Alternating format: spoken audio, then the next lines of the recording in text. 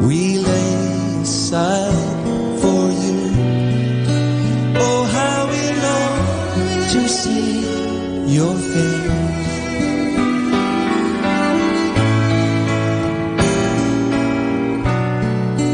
Oh, how we long for your embrace. We wait, we're not afraid to tarry. We yearn for you, Lord. We wait for your mighty wind to carry us into your presence, Lord. And as we fill this house with praise, let your holy fire, let your holy fire fill this place.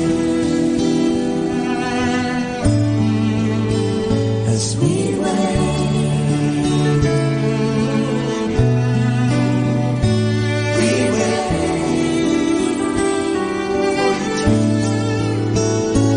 We wait, yes we do. We require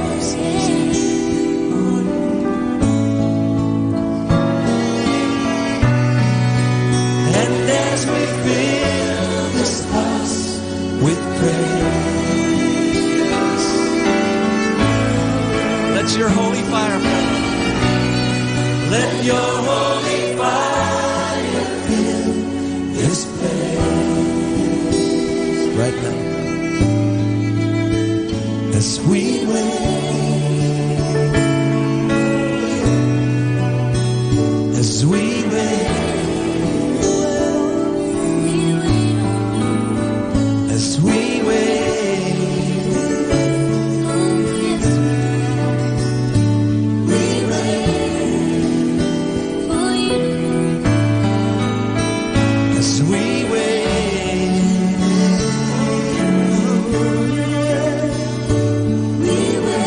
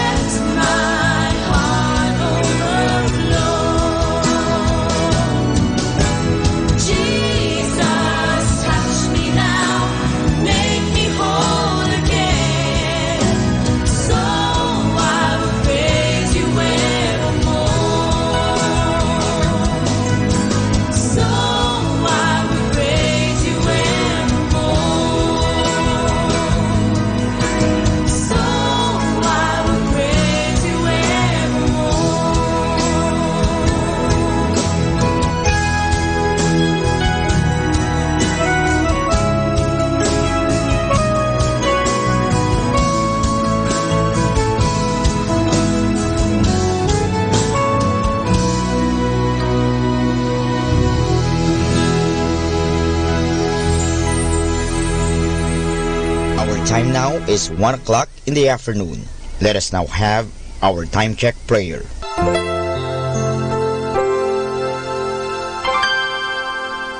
Inaanyayahan ko po kayo na samahan ninyo ako sa panalangin sa oras na ito.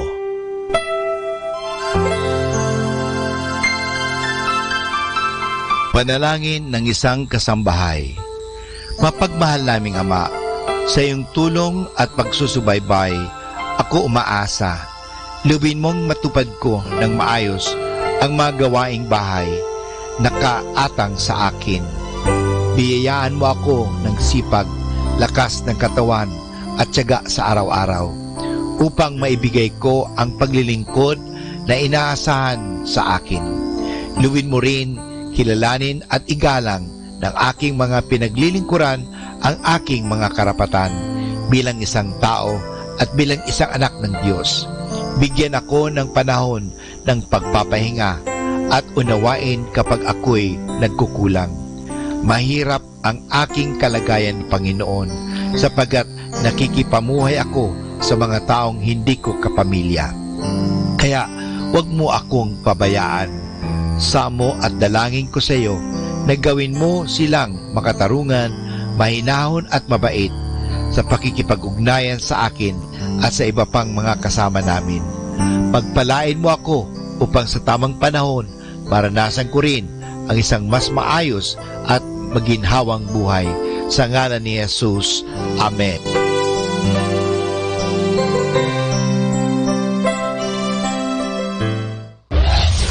This is Manaoag Dominican Broadcasting Incorporated, a religious, non-commercial radio station. 10 years of evangelizing the airwaves, sharing God's blessings, live masses on air, playing religious music and prayers. May kasama ka, si Jesus, si Maria at kami. Our positive thought for this hour. No relationship is ever a waste of time. If it didn't bring you what you want, it taught you what you don't want.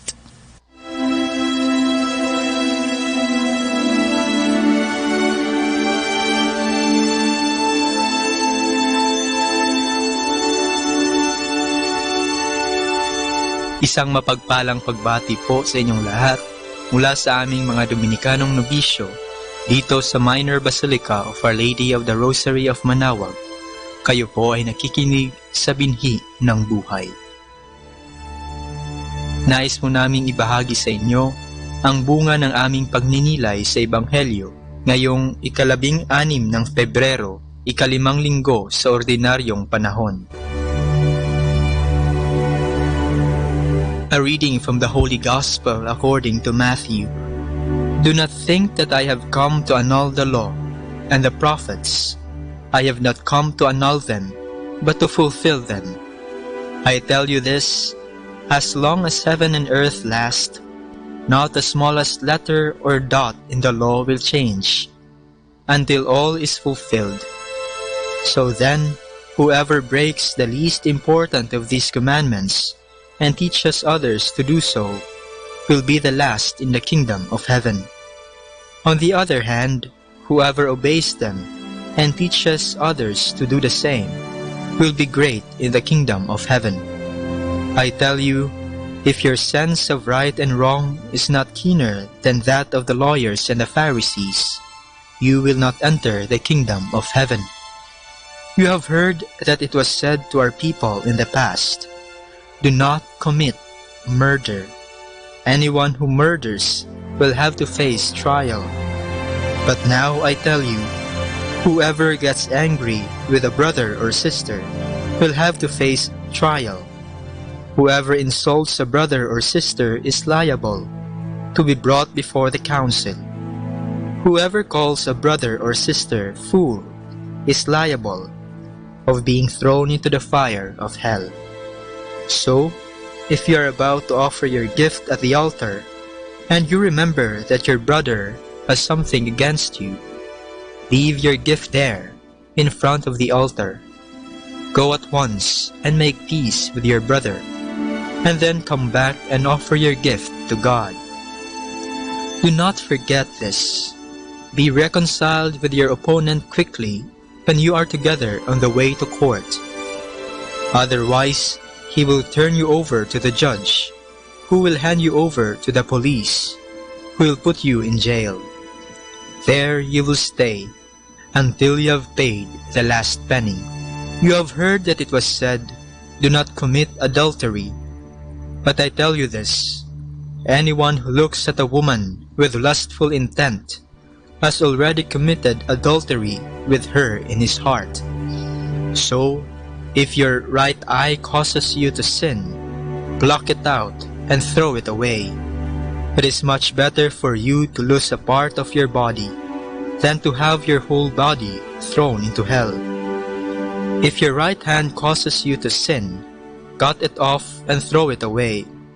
It is better for you to lose a part of your body than to have your whole body thrown into hell. It was also said, anyone who divorces his wife must give her a written notice of divorce. But what I tell you is this: if a man divorces his wife, except in the case of unlawful union, he causes her to commit adultery. And a man who marries a divorced woman commits adultery. You have also heard that people were told in the past, "Do not break your oath. An oath sworn to the Lord must be kept." But I tell you this, do not take oaths. Do not swear by the heavens, for they are God's throne, nor by the earth, because it is his footstool, nor by Jerusalem, because it is the city of the great king. Do not even swear by your head, because you cannot make a single hair white or black. Let your yes mean yes, and your no mean no. Anything else you say comes from the evil one.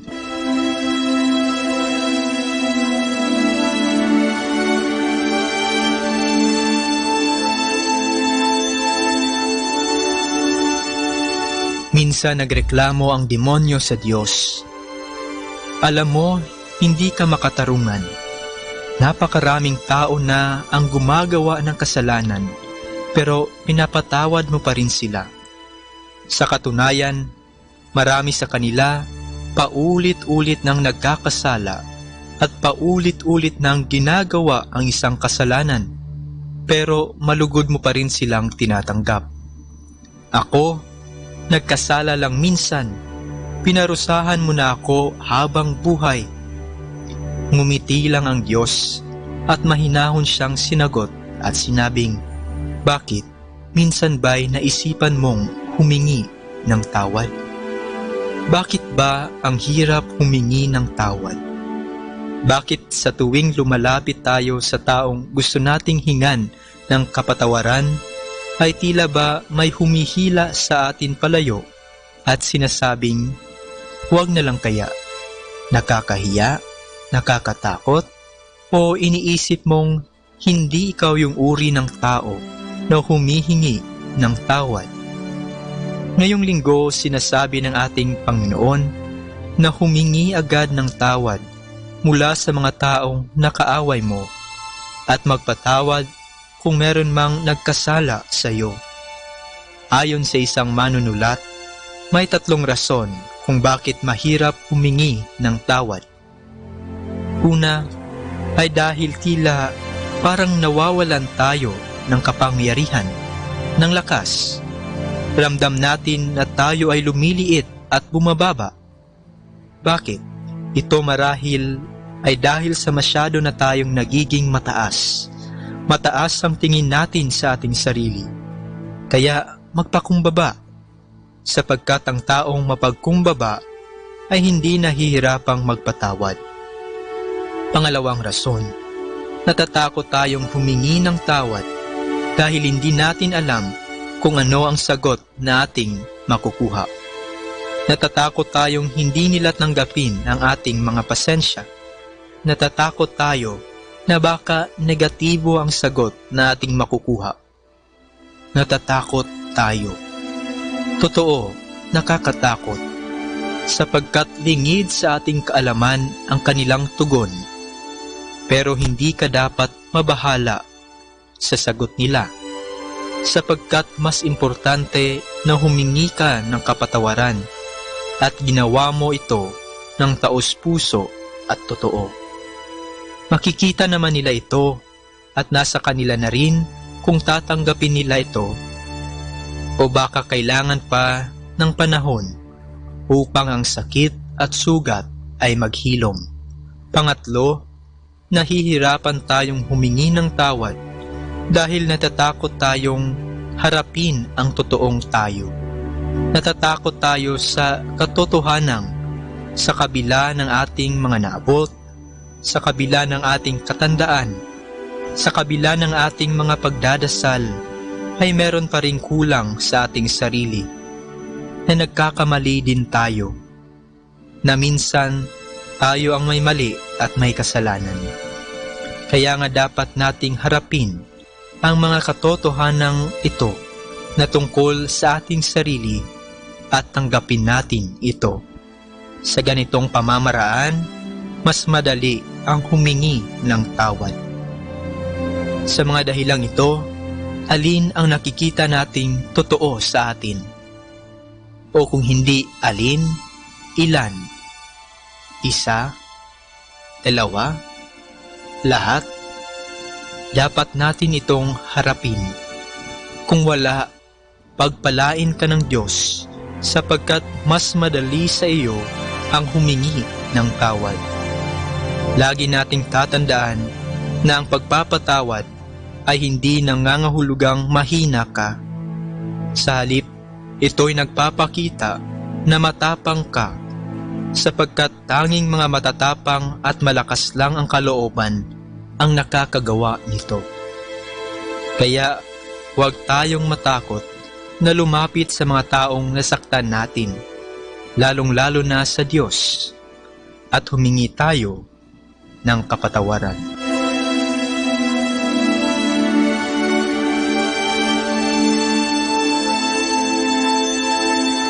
Mula po dito sa Minor Basilica of Our Lady of the Rosary of Manaoag, kami po ay taos-pusong nagpapasalamat sa inyong pakikinig.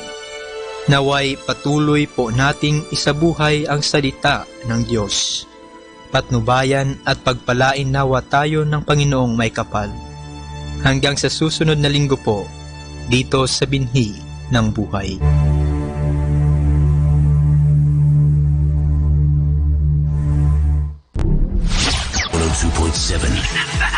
Manaoag Dominican Radio. You have Manaoag Dominican Radio FM.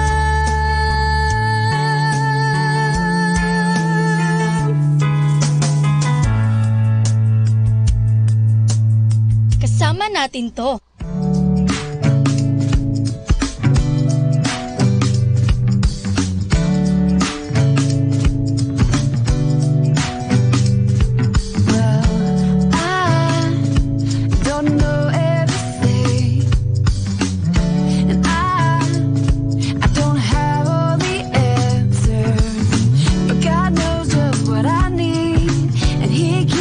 Showing me through all the madness.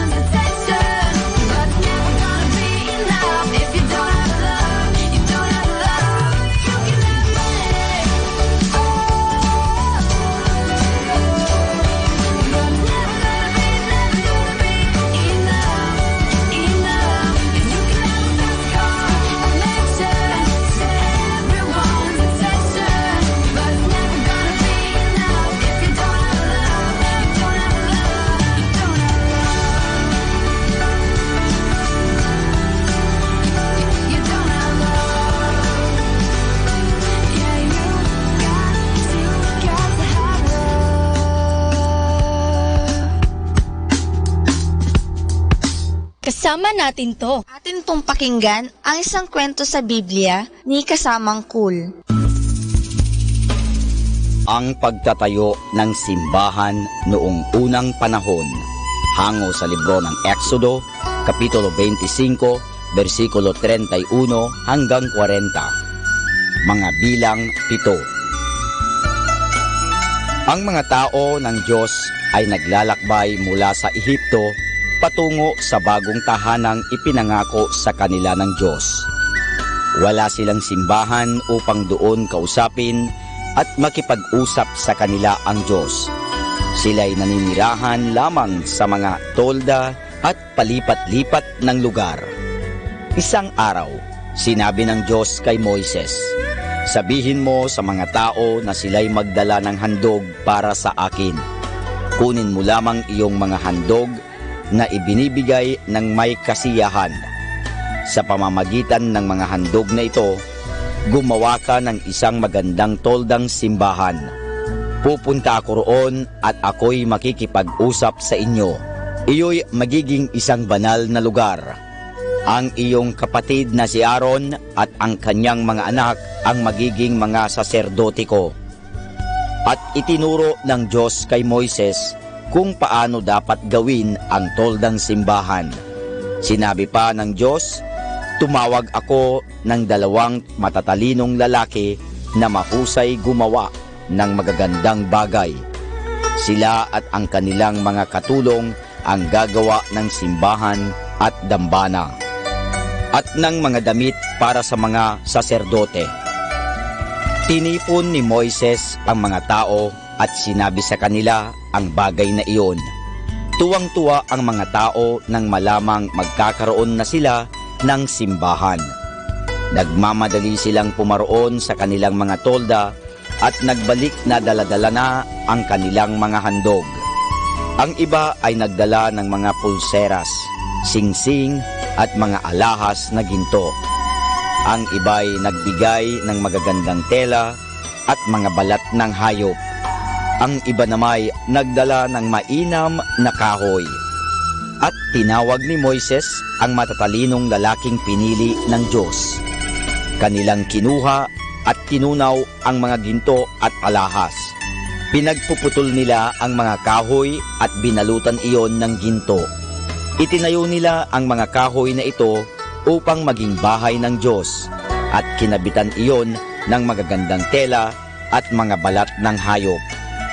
Habang gumagawa ang mga lalaki, patuloy namang nagdadala ng mga handog ang mga taong nagmamahal sa Diyos. At sinabi kay Moises ng mga manggagawa na labis na ang dinadala ng mga tao, kaya't pinatigil na ni Moises ang pagdadala ng mga handog. Nang mayari na ang simbahan, ang mga tao'y nagkaroon ng isang tanging pagsamba. Ang mga pinuno ay nagdala ng panibagong mga handog.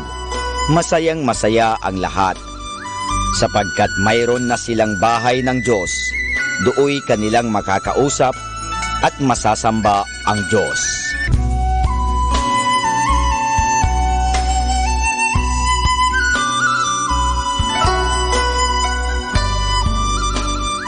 At yan po mga kasama ang isa na namang kwento sa Biblia na pinamagatang Ang Pagtatayo ng Simbahan noong Unang Panahon, hango sa libro ng Exodo, Kapitulo 25, versikulo 31 hanggang 40. Mga bilang 7. Abangan muli bukas ang isa na namang kwento sa Biblia. Ito po muli si Kasamang Cool.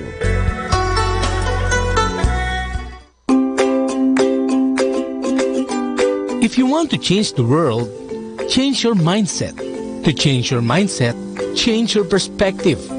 To change your perspective, change what you are listening to. Listen to Manawag Dominican Radio, 102.7 FM.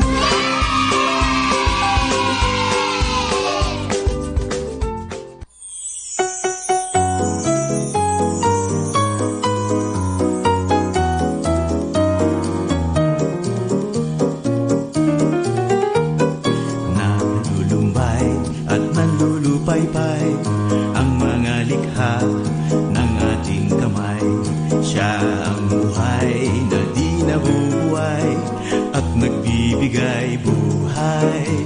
Tayong lahat ay babaguhin, babaguhin, babaguhin. At ang lahat ay babaguhin, babaguhin ang lahat. Tayong lahat ay babaguhin, babaguhin, babaguhin. At ang lahat ay babaguhin, babaguhin ang lahat. Napapagal ang hinihimpilang pansamantalang lupang katawan. Siya ang bukal na pinagmulan ng diwa ng walang hanggan. Tayong lahat ay babaguhin, babaguhin, babaguhin. At ang lahat ay babaguhin, babaguhin ang lahat. Tayong lahat ay babaguhin, babaguhin, babaguhin. At ang lahat ay babaguhin, babaguhin ang lahat. Papahirin ang bawat luha, kamatayan binabanta. At magiging kasalamuha na ng bayan ang may likha. Tayong lahat ay babaguhin, babaguhin, babaguhin. At ang lahat ay babaguhin, babaguhin ang lahat. Tayong lahat ay babaguhin, babaguhin, babaguhin. At ang lahat ay babaguhin, babaguhin ang lahat.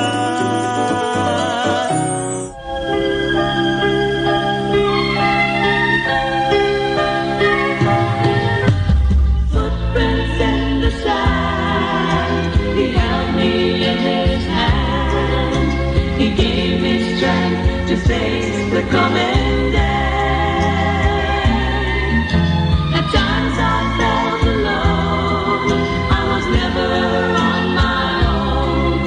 Someday I'll understand. Footprints in the sand.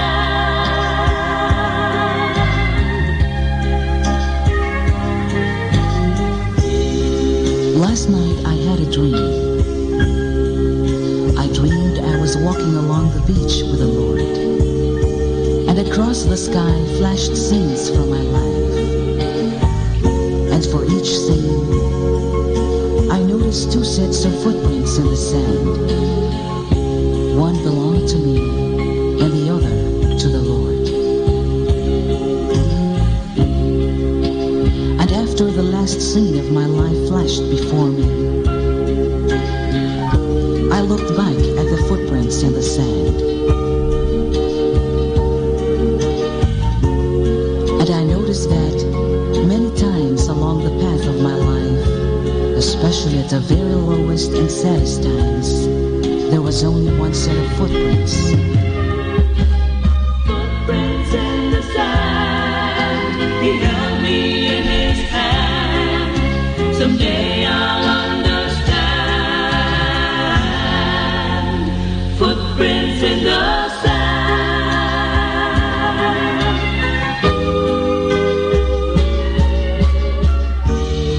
Now this really troubled me, so I asked the Lord about it. Lord, you said once I decided to follow you, you'd walk with me all the way. But I noticed that during the saddest and lowest times of my life, there was only one set of footprints. And I don't understand why when I needed you the most, you would leave me. The Lord replied, "My son, my precious child, I love you, and I would never leave you."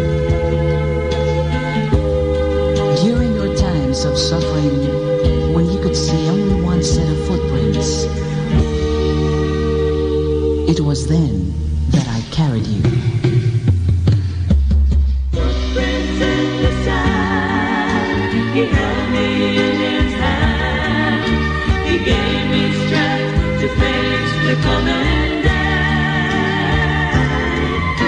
At times I felt alone. I was never on my own. Someday I'll understand. Footprints in the sand.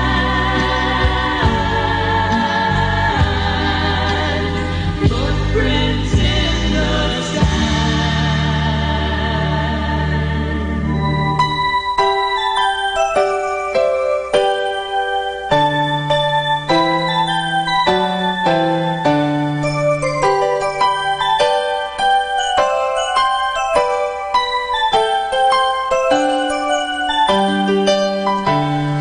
Jesus loves the little children, all the children of the world.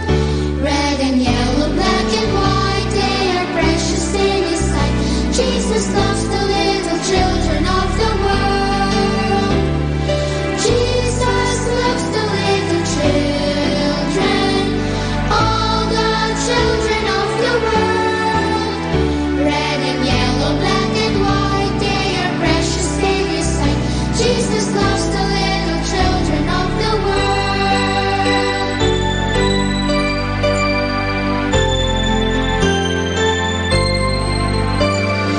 Jesus loves me, this I know, for the Bible tells me so. Little ones to Him belong. They are weak, but He is strong. Yes, Jesus loves me. Yes, Jesus loves me. Yes, Jesus loves me. The Bible tells me so.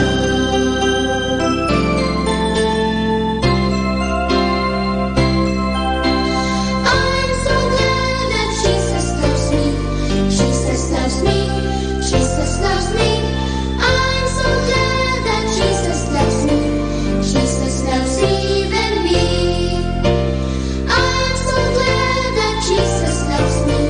Jesus loves me. Jesus loves me. I'm so glad that Jesus loves me. Jesus loves even me. Jesus loves even me. Kasama natin to.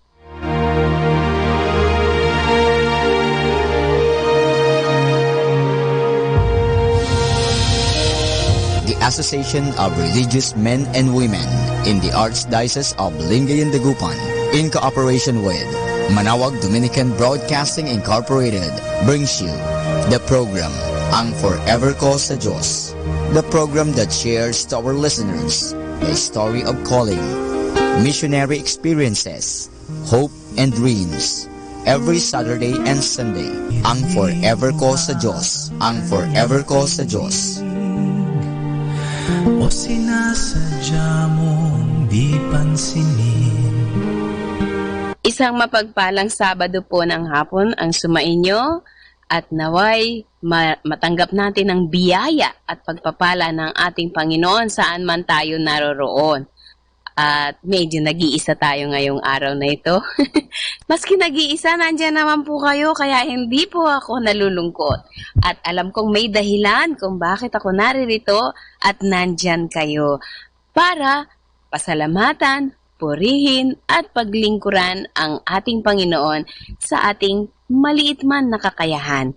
At ito pong araw na ito ay dededicate natin sa ating Inang Maria.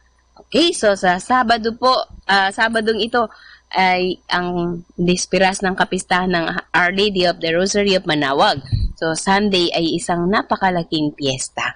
So magdadasal muna po tayo at hihilingin natin ang gabay ng ating Inang Maria upang mapalapit tayong lalo sa kanyang anak na si Jesucristo. Sa ngalan ng Ama, ng Anak, ng Diyos, Espiritu Santo. Amen. Diyos, Amang mapagmahal, lukubin mo kami ng iyong mapagpalang pagmamahal at bendisyon. Ama, Anak at Espiritu Santo, ikaw naway lagi naming isipin. Ikaw naway lagi naming purihin. At ang iyong inspirasyon nawa ang siya lagi naming magawa. Katulad ni Maria nang nagwikay, ako'y abang alipin ng Panginoon, maganap nawa sa akin ang kalooban mo. Gawin mo po kaming masunurin, busilak na kalooban, mapagmahal, at makita at maramdaman ang pagmamahal mo saan man kami pumunta, sino man ang aming mga kasama. Itinataas po namin ang aming mga kapatid na nakikinig ngayon. Ano man ang kanilang kalagayan, ipadama mo po ang iyong pagmamahal at saan man sila naroroon. Aba, Ginoong Maria, napupuno ka ng grasya. Ang Panginoong Diyos ay sumasa iyo. Bukod kang pinagpala sa babaeng lahat, at pinagpala naman ang iyong anak na si Jesus. Santa Maria, Ina ng Diyos, ipanalangin mo kaming makasalanan, ngayon at kung kami mamamatay. Amen. Sa ngalan ng Ama, ng Anak, ng Diyos Espiritu Santo. Amen. Once again, isang mapagpalang hapon po ang sumainyo at naway saan man kayo naroroon, makita, maramdaman, at ma-experience ang pagmamahal ng ating Panginoon.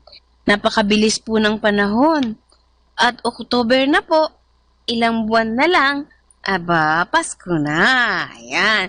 Pero hindi muna po ang Pasko ang ating ipagdiriwang ngayon. Ano po? At ina-advance ko lang.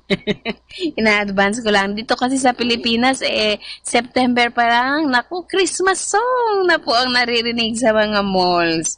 Anyway, tayo po ngayon maghahanda pa sa ilang ordinary days, ordinary weeks, ordinary Sunday ang ating ipagdiriwang.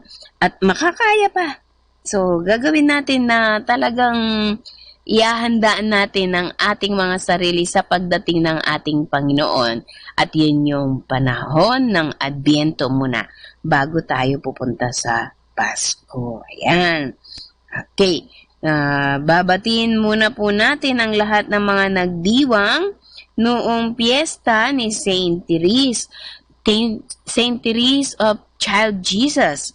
Di po ba? Napakagandang piyesta na pinagdiwang natin. Alam ko marami ang mga deboto kay Santa Teresa. Ako din po, noong bago ako magmadre, si Santa Teresa, our Child Jesus, siya po ay lagi kong tinatawagan at pintakasi. Sabi ko, ano bang gagawin ko? Gusto ko ring magmadre pero bata pa daw ako. So doon, 12 years old. Tapos naging 16 years old ako ng high school na. Ayaw po akong tanggapin. At nung nakapasok na ako sa 18, ayan, sabi ko, eto na. Saint Therese nga noon, if I'm not mistaken, ilang taon ba siya? 12 or 15 or 14, something like that. Bata lang po siya nung pumasok siya. Anyway, so, itong pong kapistahan na pinagdiwang natin noong Lunes ba yun? Yes, yung kay Saint Therese. Ayan, yung kapistahan ni Saint Therese of Child Jesus. Di po ba pati na yung ebanghelyo noon tungkol sa mga bata. Ayan. Si Saint Therese po of Child Jesus ay naging patrona ng mga simple at mga maliliit na bagay. Pagkatapos, sinundan po siya ng araw na talagang natatangi din ay ang kapistahan ng mga guardian angels. Pero bago yung kapistahan ng mga guardian angels, if I'm not mistaken, noong September 28 or 29 ba yun? Sige, 28 po yata. Yung mga kapistahan ng Archangel, 29. Archangel, Saint Michael, Saint Gabriel, Saint Raphael. Mukhang pinalilibutan ako ng mga angel, kaya sila yung naalala ko. At malaki ang aking debosyon kay Saint Michael. Napakaganda po ng ano niya, ng prayer niya. Kaya lang di ko nadala yung mga prayers niya. Anyway, so yung mga archangel, sino nga ba yung mga archangel sa ating buhay? Sino nga ba yung mga angels? Sino ba yung mga guardian angels natin? At alam ko po na si Saint Therese ay isa din siya sa mga patrona na mayroong siyang matinding pagmamahal o malasakit o paghanga o sabihin natin pintakasi ang mga anghel at mga anghel de la guardia niya. Mamaya dadasalin ko po yung prayer to Saint Michael at saka yung prayer to guardian angel. Yan. Pagbati muna po tayo. Gusto ko pong batiin ang lahat ng mga handmaids of charity of Saint Vincent de Paul na nandiyan kami sa David Mangaldan. Kasama ko po sina Sister Rina Diwa at saka sina Sister Ruth Molon. At gayon din po sa aming mga communities dyan sa Quezon City, sa Antipolo, sa Tagaytay, Cavite, sa Aklan, at sa iba pang lugar. Ayan. Binabati ko rin po ang aming mga kaparishioners ng Our Lady of Miraculous Medal Paris. Magpepiesta po tayo sa November 27, mga taga Miraculous Medal. Babatiin ko po ang aming mga masisipag na mga katikista from Alitaya. Teka, nakakalimutan ko ata kung ilan ang barangay namin.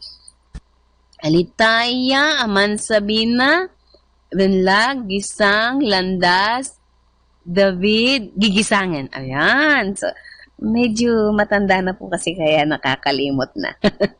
Anyway, so, ang ating pong pag-uusapan ngayon pupunta sa mga kagandahan ng mga pinagdiwang nating mga santo at mga anghel.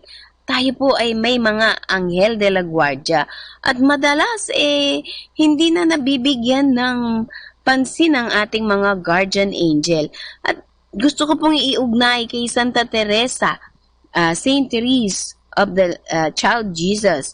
Alam niyo po ba itong Santa Teresa na ito naging dakila? Hindi dahil sa naging misyonaryo siya at nakapagpatayo ng maraming simbahan o nakapaggawa ng maraming miracle. Alam niyo po ba ang naging dahilan? Sapagkat naging santa siya sa mga maliliit na bagay. Ayan. Ano ba yung mga maliliit na bagay na yan? Okay.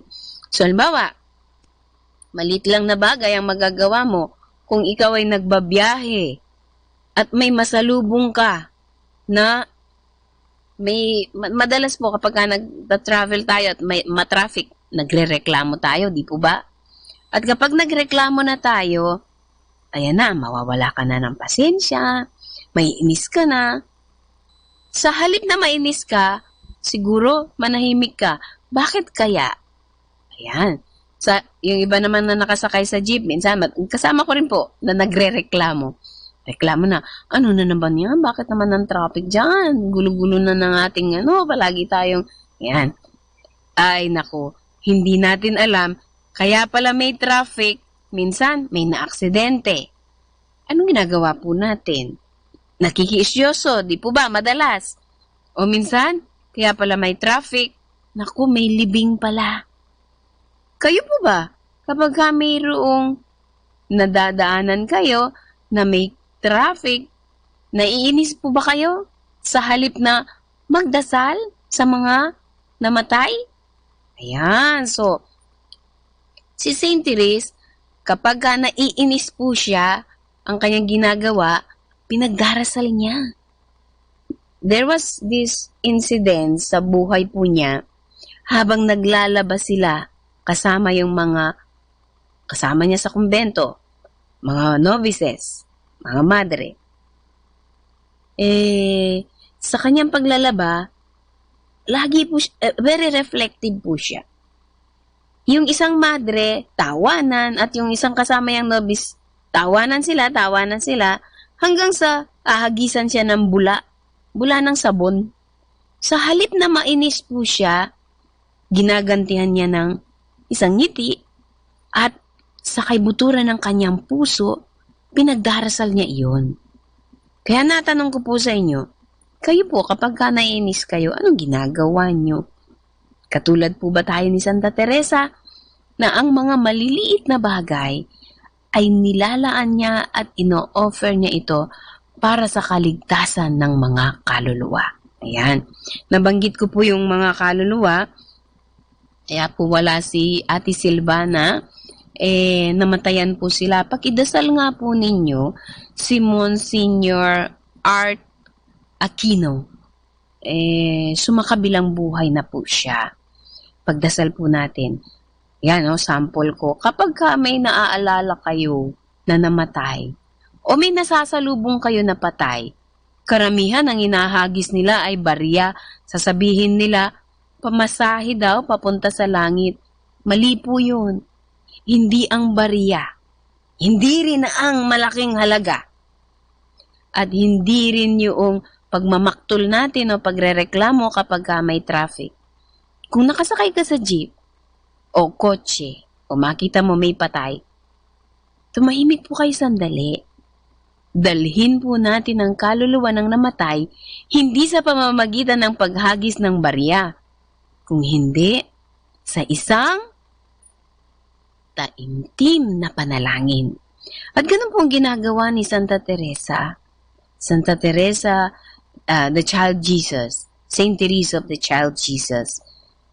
Hindi po mawawala sa atin yung minutong iyon kung hindi may merito tayo na makakamtan kapag tayo po sa halip na magreklamo dahil may traffic o dahil ang bagal ng driver o dahil kung ano pa man ang mga iniisip natin, samahan po natin, dalhin natin yung kaluluwa ng namatay sa pamamagitan ng ating taimtim na pananalangin. At kung tayo po'y tatahimik, mas marami pong mai-inspired sa ating ginagawa. Kaysa kung magreklamo tayo, maski nakaupo lang tayo doon, hindi na nga tayo nakagawa ng mabuti, nag-contribute pa tayo sa ingay, nag-contribute pa tayo sa init ng driver, kasi gusto niya siyempre, humarurot siya at makarating siya sa kanyang paroroonan. So mga kapatid, si Saint Therese, naging missionary patron saint pa rin po siya. Hindi po yan lumabas ng kumbento, pero naging pintakasi siya ng mga misyonaryo. Kasi, ganito po yung ginagawa niya. Maski nasa loob po siya ng kumbento, clausura po ang tawag doon, o contemplative. Pag sinabi po kasing contemplative, nandoon lang, nagdarasal, at kung ano man yung mga work nila, apostolate nila, sa loob. At ang special apostolate niya is to pray for the living and the dead. At lalo na sa mga misyonaryo. Kaya maski hindi po siya lumabas ng kumbento, siya po ang tinagurian na patrona ng mga misyonaryo. Kayo po, nasa tindahan kayo, nasa sasakyan kayo, nasa bahay kayo, nasa hospital kayo, nasa opisina, o kung saan-saang man lugar. Mag-isa kayo, huwag po kayong mainip. Magdasal po kayo, sapagkat sa maliit na sakripisyong magagawa natin, ay marami pong meritong matatanggap natin sa pamamagitan ng pagtulong sa mga kaluluwang nalulungkot, kaluluwang naligaw ng landas, kaluluwang nauna na sa atin, kaluluwang walang direksyon, kaluluwang nagkakasala, natutukso. So sa ating pong pakikisa, yun ang tinatawag na we share in the salvific mission of Christ. Yan. Mamaya ipapaliwanag po natin iyon. Halimbawa, balik po tayo sa mga maliliit na bagay na ginagawa ni Saint Therese. Ang naaalala ko po noon, nung nandun pa po ako sa novitiate life, yan. Ano po yung mga pinagsasasabi ko, novitiate life, yan. Yun po yung mga stages ng kung paano tayo maging isang madre. Mayroon pong step number 1, aspirancy. Aspirancy, you are, trying to search if that kind of life is for you. So, nandoon ka. In ka na. Kasama mo yung mga madre, nagdadasal. Yan.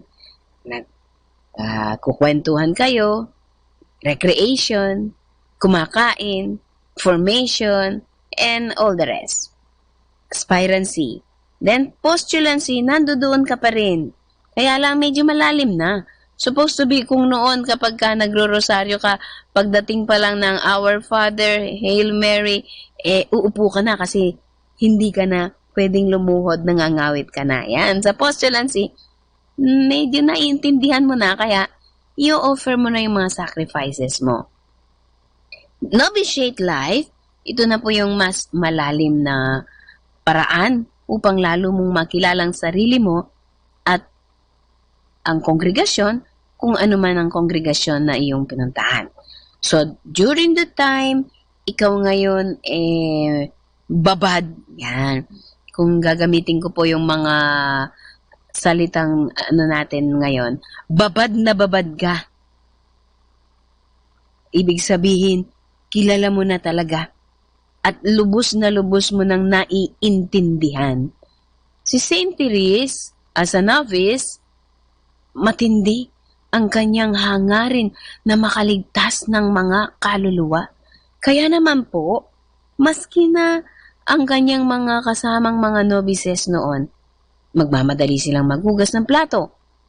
O kaya naman magmamadali silang maglinis ng sahig o lamesa. Alam niyo pong gagawin niya? Pag nakita niya na hindi maganda ang kanilang mga ginagawa, titignan niya yung mga kutsara, mga tinidor, mga plato, aayusin niya. Yung mga damit na nilabhan, kung nakaayos ba sa pagsampay, at kapag tuyo na iyan, tutupi niya o paplansa niya yung walang nakakakita. Para nang sa ganoon, masiyahan daw ang kanyang mga co-novices. Yun pong ginagawa niya. Pero, grabe ang kanyang sakripisyo. Sa kabila ng mga magagandang ginawa po niya, gano'n naman po tayo, di po ba? We are striving to live a holy life. Pero, sabi nga, nakaapak pa rin ang mga paa natin sa lupa. Kaya may mga, sabihin nating novices na hindi maganda ang trato rin sa kanya. O hindi maganda, o hindi mabait sa kanya. Chinichismis din siya, nandyan din po sa kumbento yung mga ganong bagay. Pero, anong ginaganti ni Saint Therese?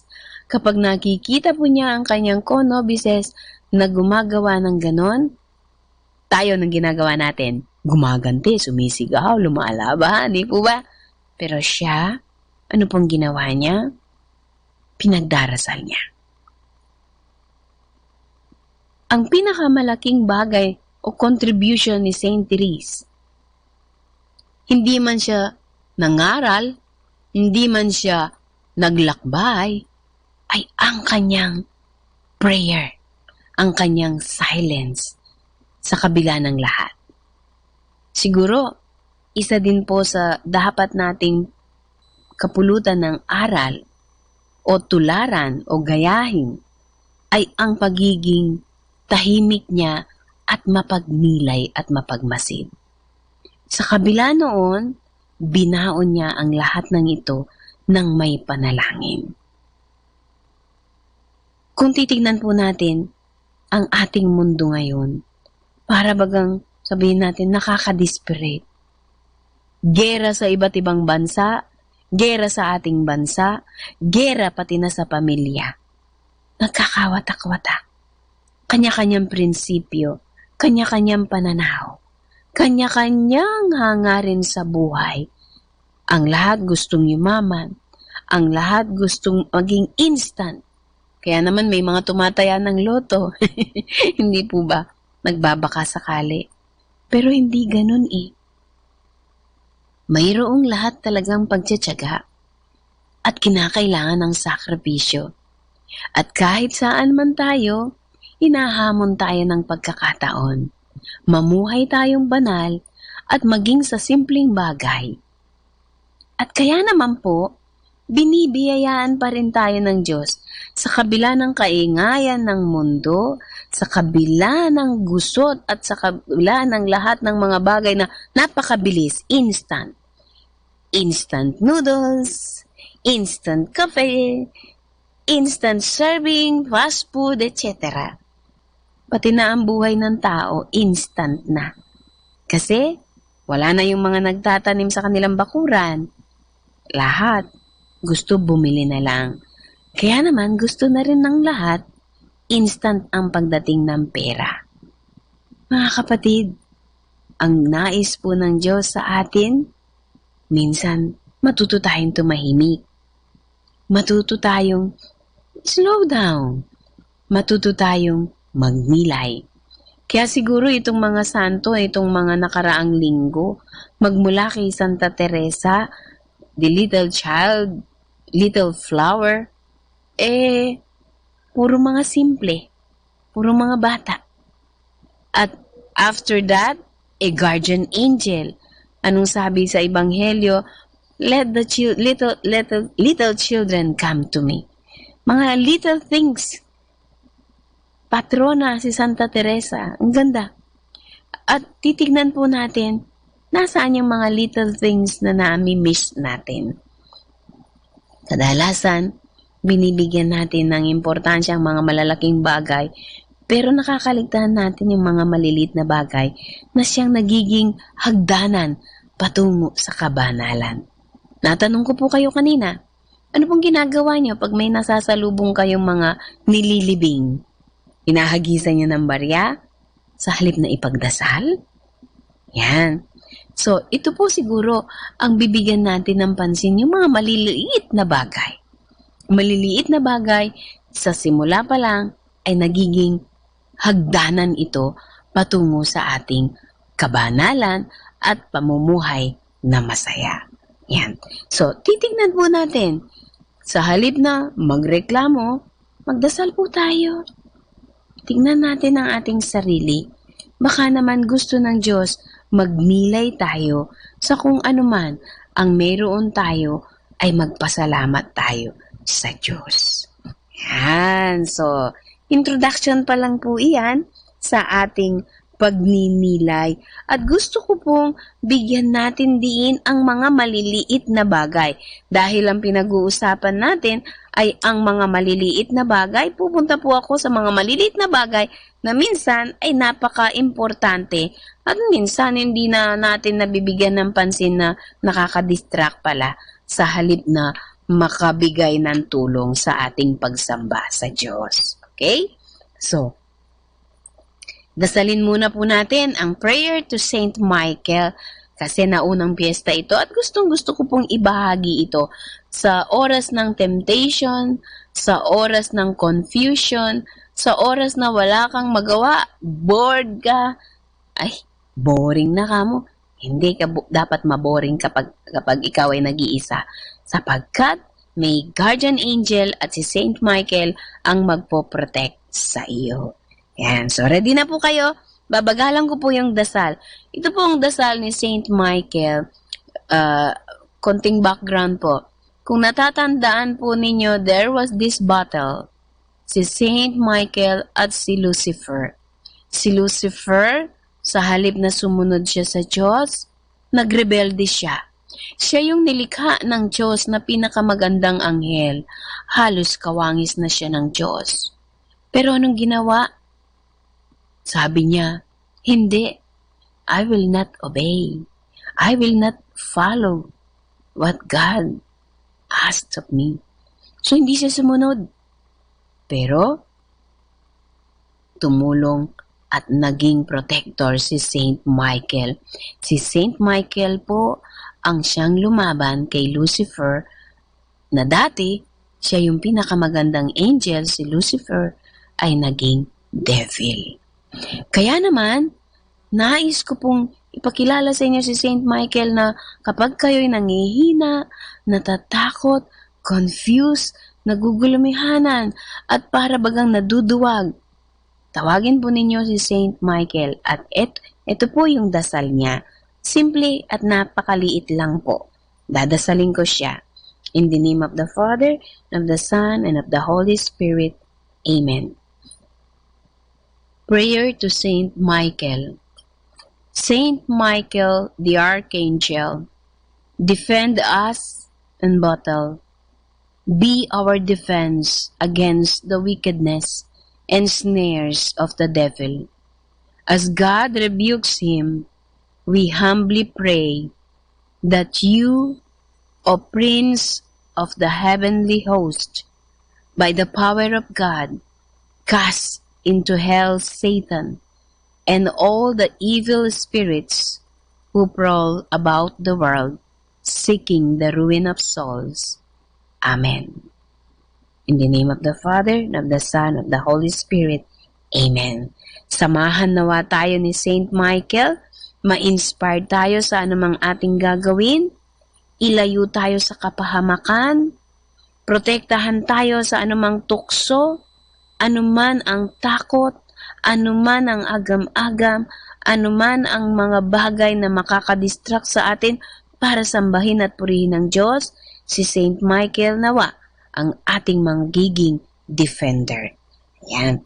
So, napakaganda po ng prayer na ito ni Saint Michael.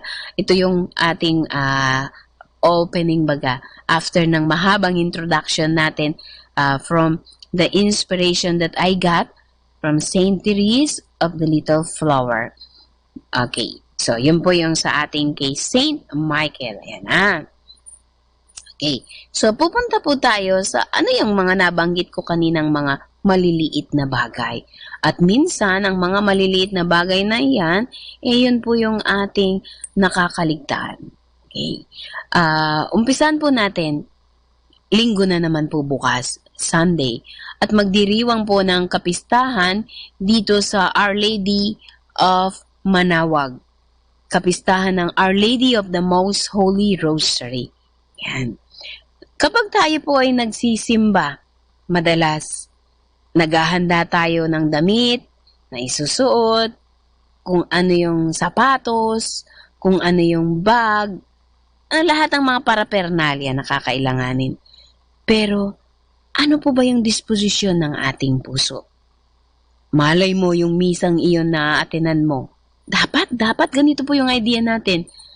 At para maibigay natin yung best, isipin natin na itong misang ito, baka ito na yung huling misa ko sa mundo. Yan. Kasi yung mga santo, ganun po palagi ang kanilang ginagawa. Hindi ko lang alam kung sino nga ba yung saint na yon. Kapag umupo daw po siya sa isang upuan, may inilalaan siyang isang space. At sinasabi niya, itong space na ito, para kay God. Kaya hindi siya nakakaranas na lonely, hindi siya nakakaranas na mag-isa. Ako naman po, hindi rin naman talaga mag-isa kasi nandiyan kayo. At, siyempre, nandiyan si Mama Mary na kasama ko at ang Holy Trinity plus si Saint Michael at ang mga angel. Siyempre, hindi naman po talaga tayo nag-iisa sapagkat nandiyan palagi sa atin ang ating Panginoon. So, balik tayo sa ating mga binibigyan diin kanina, yung mga maliliit na bagay. Nakakalungkot po kapag may nakikita tayong nagsisimba, kung ano-ano po yung mga sinusuot nila. Alam niyo po ba, sa halip na magdasal yung ating katabi o yung ating kapwa o yung mga nagsisimba nakakakita sa atin, naiistorbo po sila. Umpisahan natin sa maliit na bagay. Puro mga maliliit na bagay pero napaka-importante po. Tingnan natin yung buhok. Minsan yung buhok, mayroon po yung mga buhok ng mga kabataan na para bagang palong ng manok, yung nakatayo lahat at ang tigas-tigas. Siyempre, pagpapasok yan, lalo na huli pagpapasok. Naku po, ang lahat ng mga nagmimisa, nagsisimba, tumitingin.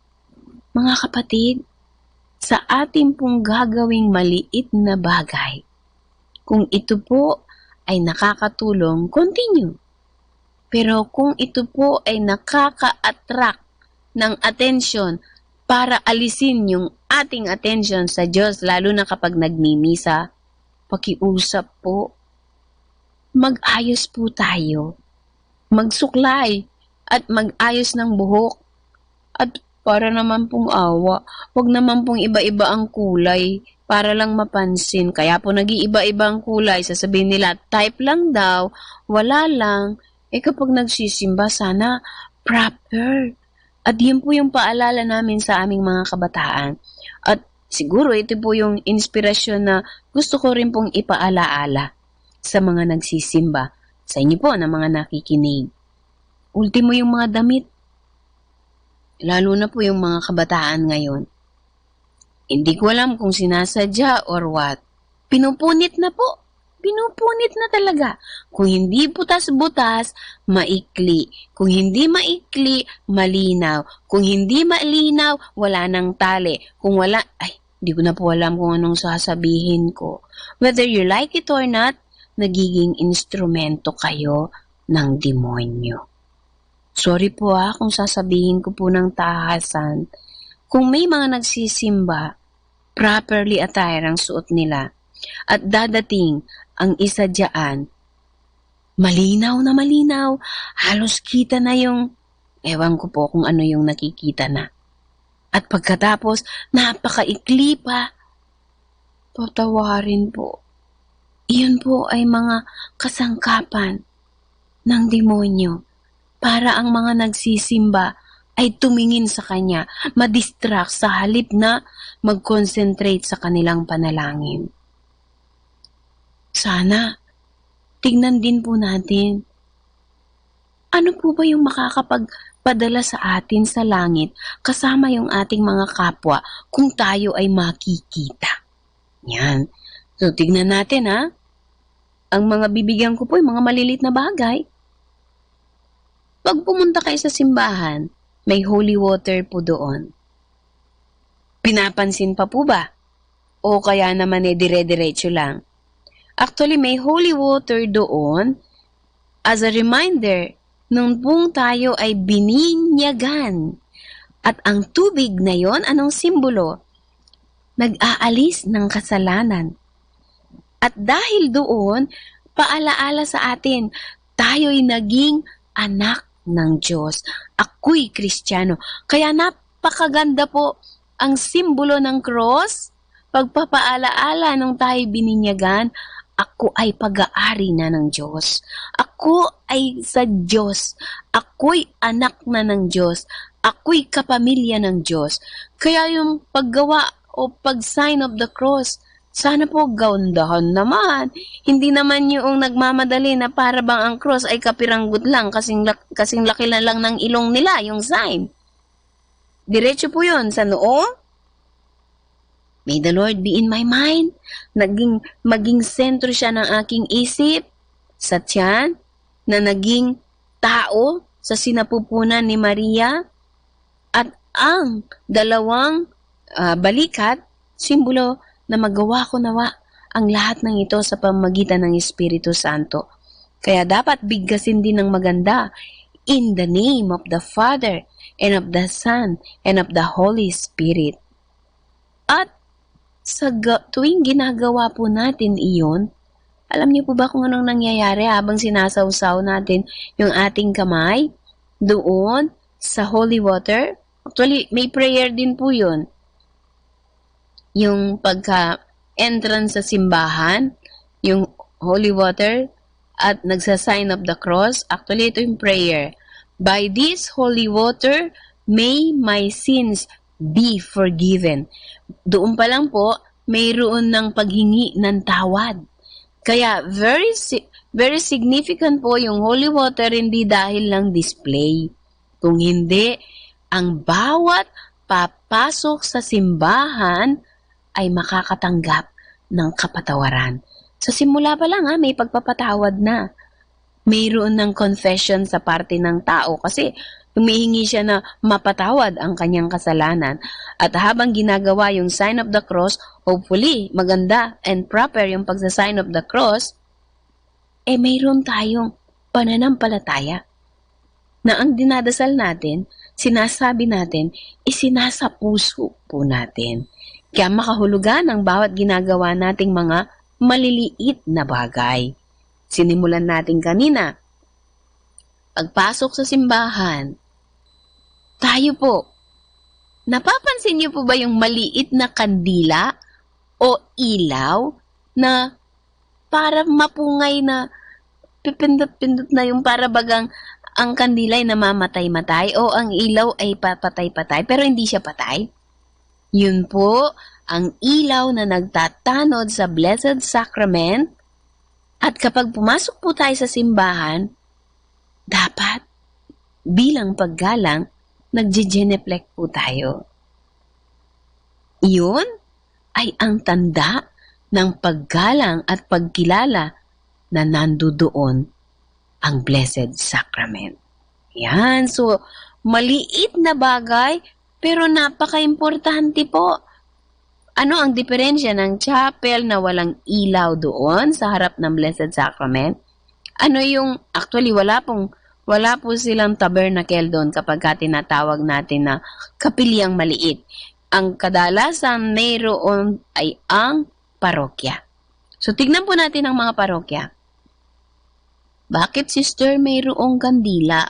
O bakit, sister, mayroong lamp na maliit doon?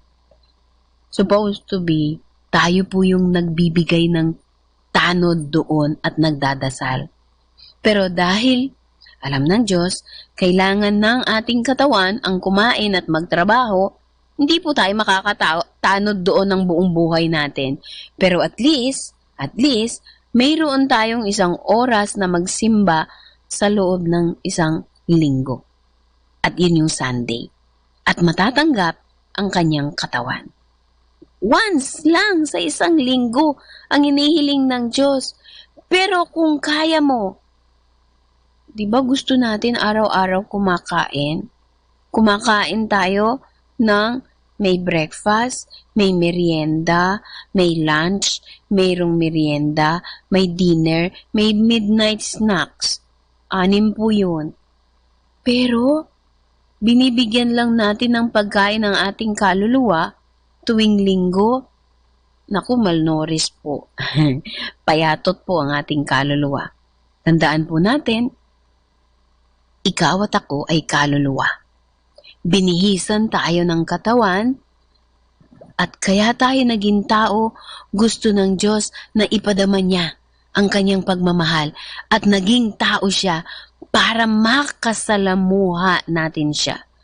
Pero matigas ang ulo natin, ginawa natin, pinako pa siya sa krus, namatay siya at hindi natin talagang lubusan nakilala. Pero makulit din ang Diyos, sabi niya, mananatili ako sa piling niyo. Nanatili po siya sa Blessed Sacrament. Kaya naman, gusto ng Diyos na palagi tayong makasama at yun ay magaganap kung tayo ay magsisimba at magko-communion. Yun. Kaya po mayroong tabernacle para sa mga hindi makakasimba, lalo na yung mga may sakit, makapag-communion. Kung may kakayahan ka, may paa kang malakas, makakasimba ka, pwede kang magsimba. Wow! Best gift na mabibigay mo sa iyong kaluluwa. Receive Jesus in Holy Communion. So, yun po yung ating pinakadakilang regalo sa ating sarili. Huwag niyong sukatan, na sister, nagsisimba naman ako tuwing linggo, pero busy ako. Naku, payatot po ang kaluluwa niyo pag ganun ang sagot ninyo sa akin. Tayo po, sabi ko kanina, 6 na beses na kumakain. Mayroon pa tayong midnight snack sa gitna at mayroon pa tayong snacks mismo. Ang ating kaluluwa, kumusta naman po? Kailangan po natin siyang pakainin.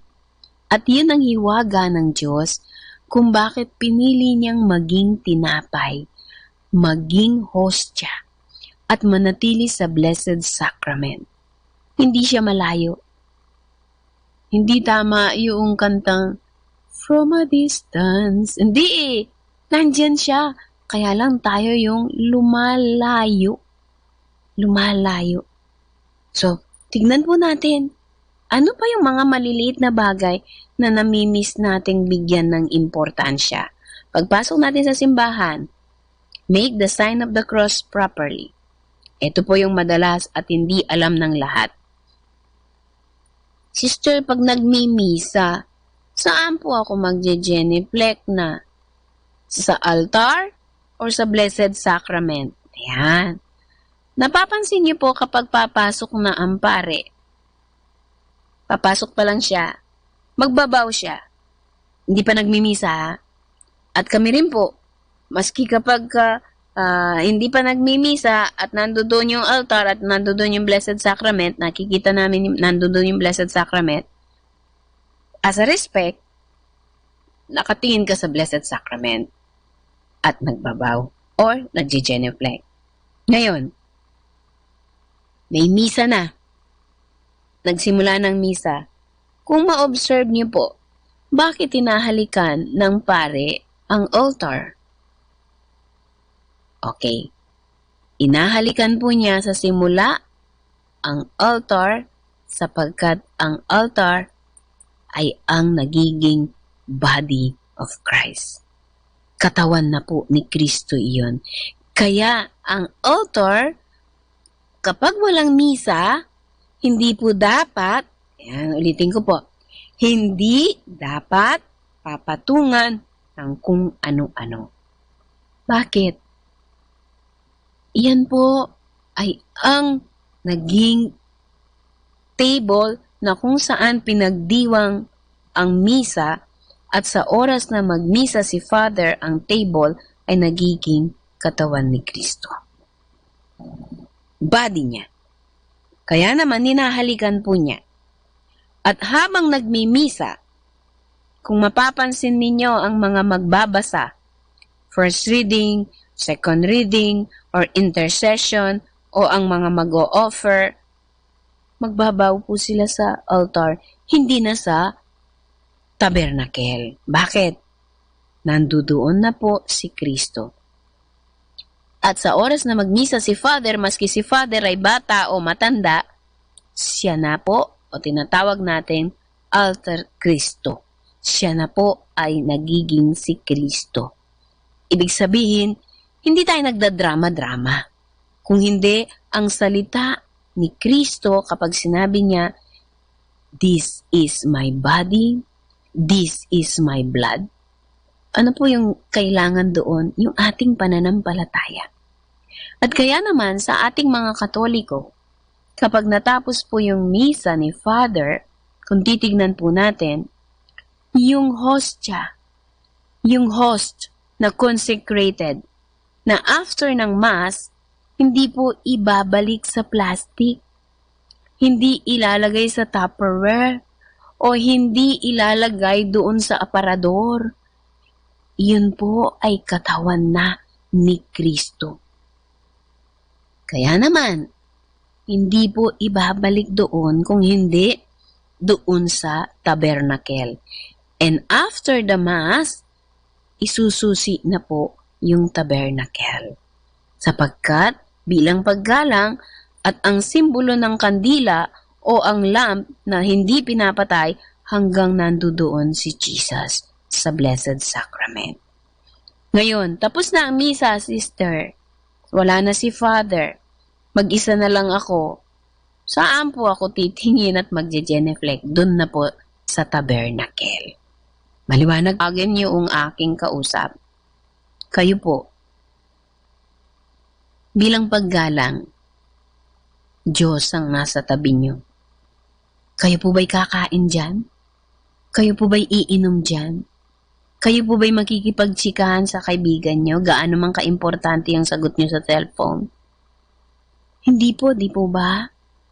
Kung ang kausap niyo ay ang president o ambasador ng, sabihin natin, ambasador ng Amerika, baka magmamadali ka pang magbibihis ng mas maganda.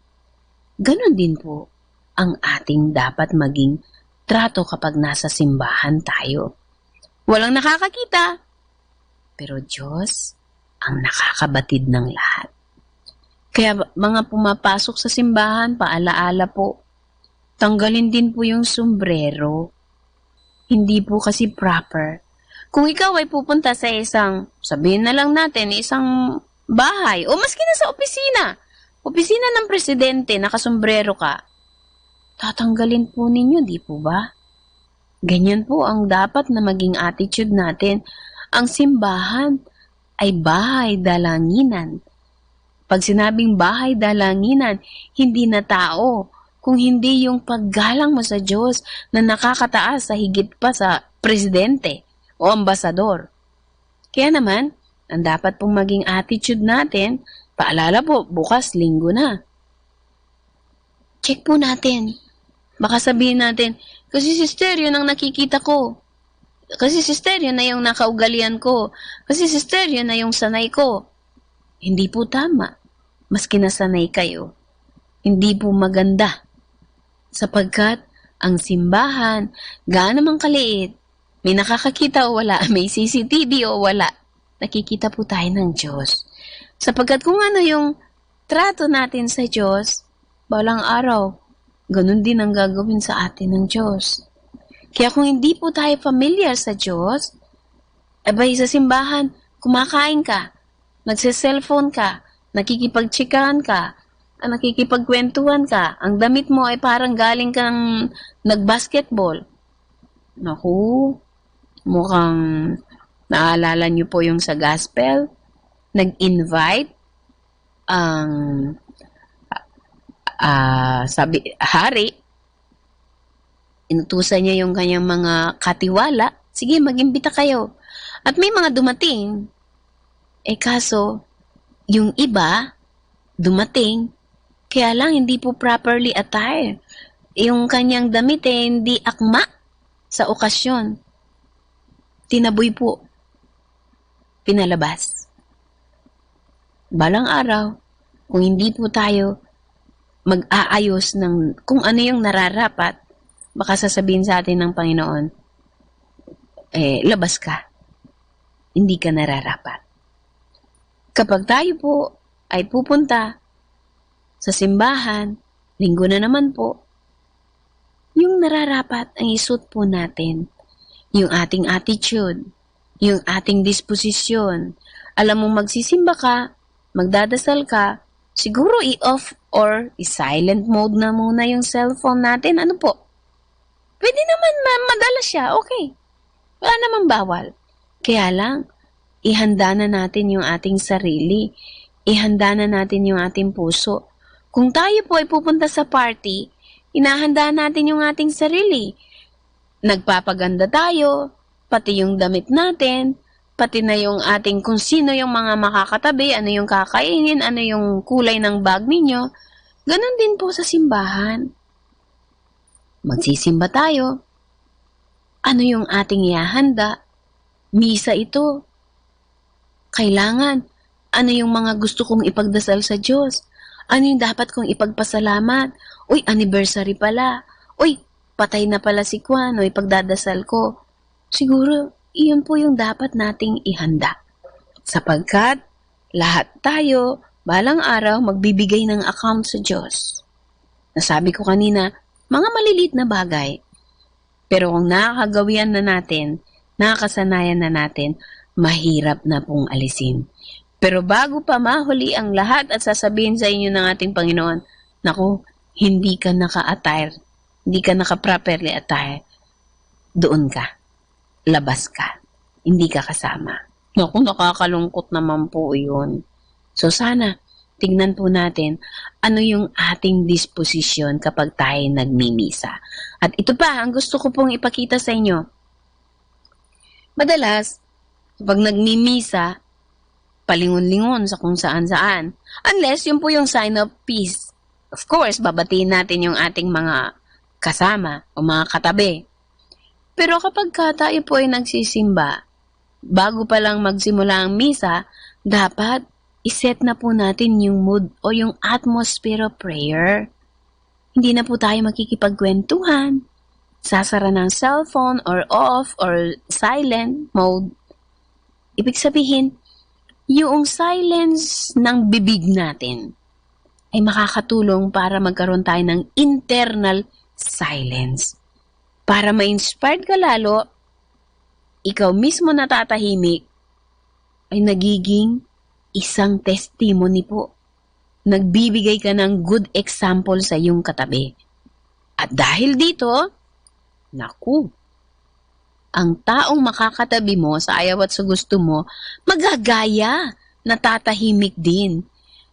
At ang magandang attitude po, kaya nga may mga iba't ibang gesture na sinasabi yung commentator Stand, sit down, kneel, or mayroon po tayong sinasabi minsan, pause for a while. At ang attitude po, actually, kapag tayo po ay nagninilay-nilay, nakakatulong po yung external silence at interior silence. Ano po yung magandang position? Of course, hindi naman po yung nakakabesa, nakakalungkot yung parang, hindi ko po alam kung parang nanonood sila ng sine o kausap yung barkada. Yung nakataas pa yung paa, ang tawag yata po doon D4. Hindi po proper na ganun ang upo natin pag nasa loob ng simbahan at nandyan ang Blessed Sacrament. Para bagang barkadahan tayo, Lord. Kawawa naman si Jesus. Pag ganun pong sinanay natin, ito pong mangyayari. Dahil hindi natin naintindihan, may mga anak kayo, gagaya din. Ay nako, sayang. Sa halip na lumuhod kayo o umupo kayo ng maayos, o dinadala nyo pati na yung kaluluwa ng mga nakakakita sa inyo. Ganun po. Sabi nga nung kanta, tayo pong lahat ay may pananagutan. Tayo pong lahat ay may responsibilidad.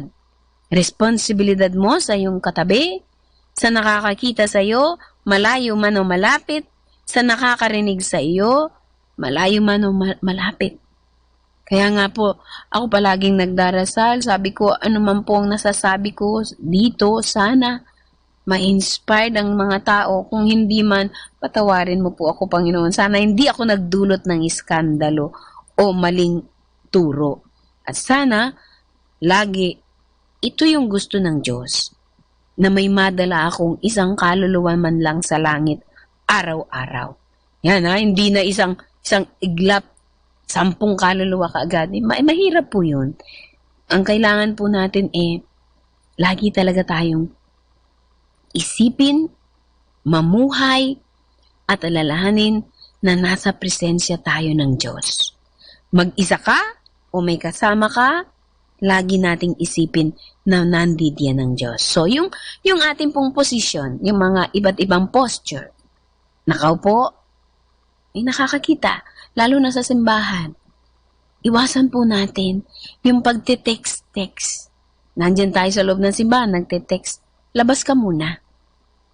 Mas maganda pa po yun, sasabihin mo sa kaibigan mo o sa katabi mo, sandali lang, lalabas ako sandali. Pero, sandali lang po pero kung nagmimisa na, ay mas magandang patayin mo o kaya naman silent mode ang iyong cellphone. Kapag nagmimisa na po, hindi yan katulad ng seminar. Pag nagmimisa po, hindi mo sasabihin sa class, sasabihin mo na, Lord, may I go out? Hindi po Hindi na po dapat tayong lalabas. Kapag tayo po ay nasa intimate na ugnayan sa Diyos, hindi po pwede. Lalo na sa pare, sasabihin ng pare, excuse me may I go out? Siyang nagmimisa. Pangit po, di po ba? Kung sa pare, pangit. Lalo na rin po sa atin, maski hindi tayo yung nagmimisa. Sapagkat bawat isa sa atin ay may pananagutan, may responsibilidad sa Diyos at sa ating kapwa. Kaya naman po, niisip niyo po dapat palagi at iisipin natin palagi. Pag tayo nagsisimba, nasa presensya tayo ng Diyos. Kaya nga yung ibang mga commentator, sinasabi po, let us place ourselves in the presence of the Lord. Put ourselves in the presence of the Lord. In the presence of the Lord. Hindi kung sino yung katabi ko. Sapagkat, sa oras na magmimisa, at ang misa po ay ang highest form of prayer. At wala nang iba. Hindi ang rosaryo pwedeng ma-interrupt. Pwede pong putulin. Nobena, pwede rin pong putulin. Or mga chaplet, Saint Michael or sa Divine Mercy, pwede po.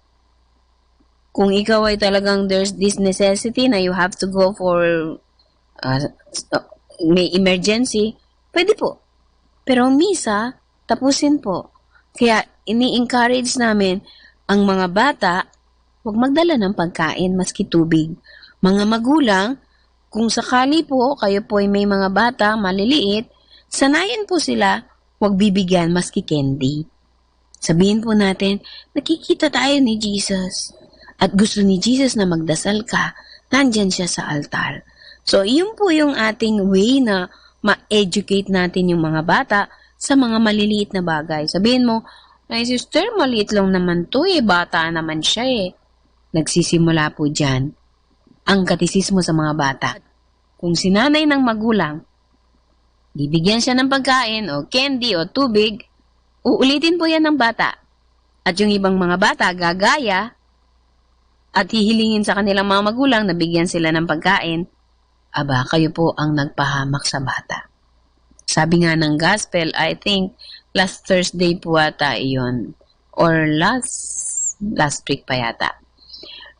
Huwag tayong maging iskandalo. If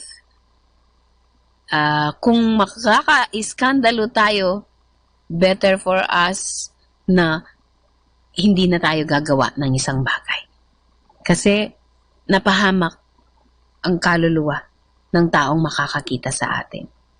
So, yun dapat po natin gagawin ay magbibigay tayo ng isang magandang halimbawa sa mga nakakakita sa atin. Okay? So, yun po, mula sa simula ng misa, mga maliliit na bagay, mga position, mga posture, at yung sa second part ng misa. Bago po tayo pupunta doon, dadasalin po natin yung prayer for the clergy and consecrated men and women. Nasa second part na po tayo. Prayer for the clergy and consecrated men and women. O God, most loving Father, with your spirits, O God, most loving Father, with your priests and those who consecrated their lives to you, may we be fully and ever united to Christ. May they be our constant guides in this oneness with you through prayer, the Eucharist, and personal conversion. We have sinned and we have failed in so many ways. There are many brothers and sisters in our midst who continue to suffer. They hunger for thirst, justice, and truth, for charity and solidarity. We pray that we may become bearers of the gospel that transforms lives as we reach out to our suffering brethren. We pray that the gospel may urge us to action, to witness, to charity and compassionate service. Together, may we all be renewed and learn how to be servant leaders for the gospel of Christ. Like him who rose from the table to wash the disciples' feet, may we too rise up to the challenge to take care of the poor and the weak, to be always approachable rather than untouchable, and to imbibe the odor of the sheep. May our young people who are discerning the gentle call of the Lord to serve be filled with courage and determination to follow you in service with humility and love. With Mary, star of the evangelization, may we continue to be instruments of the gospel in our country and in the world. Amen. Our Lady of Vocation, pray for us. So, nakatapos po yung ating pagbabahagi ng unang bahagi sa halaga ng misa sa mga maliliit na bagay ang ating pong binigyan ng pansin. Okay, so pupunta po tayo sa second part na makikita natin yung mga maliliit na bagay kapag po tayo ay nagdiriwang ng Eucharistia o nag-a-attend ng celebration of the Lord's Supper. Actually, marami pong pangalan ang Santa Misa, Eucharistia, the Lord's Supper o yung Cena na tinatawag. At ito po ay ang unang misa na ginawad ng ating Panginoon noong huling hapunan, nung siya mismo ang nagdiwang. Kaya naman po, ito yung paulit-ulit na sinasabi niya, do this in memory of me. At sa ating pagdiriwang ng Eucharistia, ating pong nakakasama ang ating Panginoon sa banal na misa. At ang pagbabahagi na ginagawa po niya ay ang misyon niya na tayo ay kanyang makasama, maligtas, makabahagi. Kaya naman, ang pagbibigay po niya ng kanyang katawan at dugo. Sa second part, mayroon po tayong tinatawag na una, Liturgy of the Word. At yung ikalawa, Liturgy of the Holy Eucharist. At kung saan, yung Liturgy of Communion, na kung saan sa ating pong pagtanggap sa kanyang katawan, mararamdaman natin yung kanyang presensya. Okay. Babalikan ko po pala yung mga pagbabahagi natin sa mga kanta ng misa. Dapat po mayroon tayong participation, katulad din po ng mga pagsagot. Kaya ini-encourage ng commentator na tayo po kapag sumasagot tayo, hindi lang tayo nakatayo doon. Kung hindi, kung kakanta tayo ng Alleluia, buong puso po tayong umawit ng Alleluia.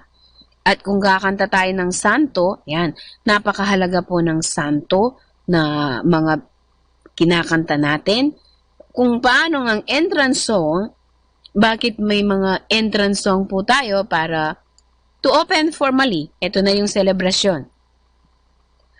Ang sabi nga ni San Agustin, ang umaawit ng ang nagdarasal ng buong puso at taimtim ay umaawit ng doble at ilang beses pa. Kaya naman, kapag tayo po ay nagsisimba, nawa, ang ating pong pag-awit ay tanda ng buong-buo nating pananalangin at buong-buong pagpuri sa ating Panginoon. Nakakatulong po ang mga awitin sa panalangin kapag tayo po ay sama-sama. Kaya naman, nandyan yung choir para mag-guide, maaring silang mamuno, pero as much as possible, sila po ang magiging gabay sa atin para makasagot, makatugon sa ng parte ng misa. Okay. Kung tayo po ay papasok sa misa, may entrance song. Well, kung ordinary, minsan wala. Okay na rin po. Pero, as much as possible, yung Alleluia or yung sa Salmo, maski sa linggo man lang dapat kakantahin po yung Salmo. Yan. Pero kung hindi marunong umawit yung mga commentator, ini-encourage na lang maski na icha-chant po, icha-chant. Sana dapat ganun yung gagawin natin. Maski na icha-chant na lang natin yung mga sagot sa misa. Ano po yung posture natin? Kung mapapansin natin yung position, may nakatayo, may nakaupo. Pag binabasa po yung first reading, nakaupo po tayo dyan. Second reading, nakaupo para mapakinggan. Third, at ito po yung gospel na nakatayo. Ibig sabihin, hinahamon tayo na isabuhay at lalong buksan ang ating isip, ang ating sarili, ang ating puso na talagang katulad ng isang sundalo. Nakatayo ang sundalo pero ready yan siyang tumakbo. gayon din po ang ating posisyon sa oras na binabasa yung Ebanghelyo. Talagang parang handa kang isabuhay mo. Yan. So makikita po natin na talagang inahamon tayo ng ating Panginoon na tularan siya sapagkat iyon ang halimbawa na ibinigay niya sa atin. Kaya makikita po natin yung difference na po. Ang hamon naman sa atin, kapag tayo ay tapos na ang misa, ano yung sinasabi ng pare? Humayo kayo at isabuhay o taglayin ang pagpapala ng Panginoon. The Mass is ended, do the same. Gawin natin kung ano yung ginawang halimbawa ng ating Panginoon. Hindi tapos na ang misa, o di tapos na, wala na akong gagawin. Balik sa paggawa ng kapalpakan o kalokohan. Hindi po. Inahamon tayo, pagkatapos nating magsimba, isasabuhay natin kung ano yung inahangad na maging tayo ng Diyos. Maging ano? Maging santo. Be perfect, sabi nga niya. Be perfect, as I am perfect. Sister, mahirap yan. Hindi po. Kung ikaw ay isang tindera, huwag kang mandaya. Yan. Kung ikaw ay isang pulis, huwag kang mangikil. Kung ikaw ay isang doktor, huwag ka namang maningil ng mataas. Kung ikaw ay isang nanay, huwag mong pagalitan palagi ang iyong anak. Mahalin mo. Kung ikaw ay isang estudyante, huwag kang magkating at huwag kang magkopya. Mangopya ng mangopya.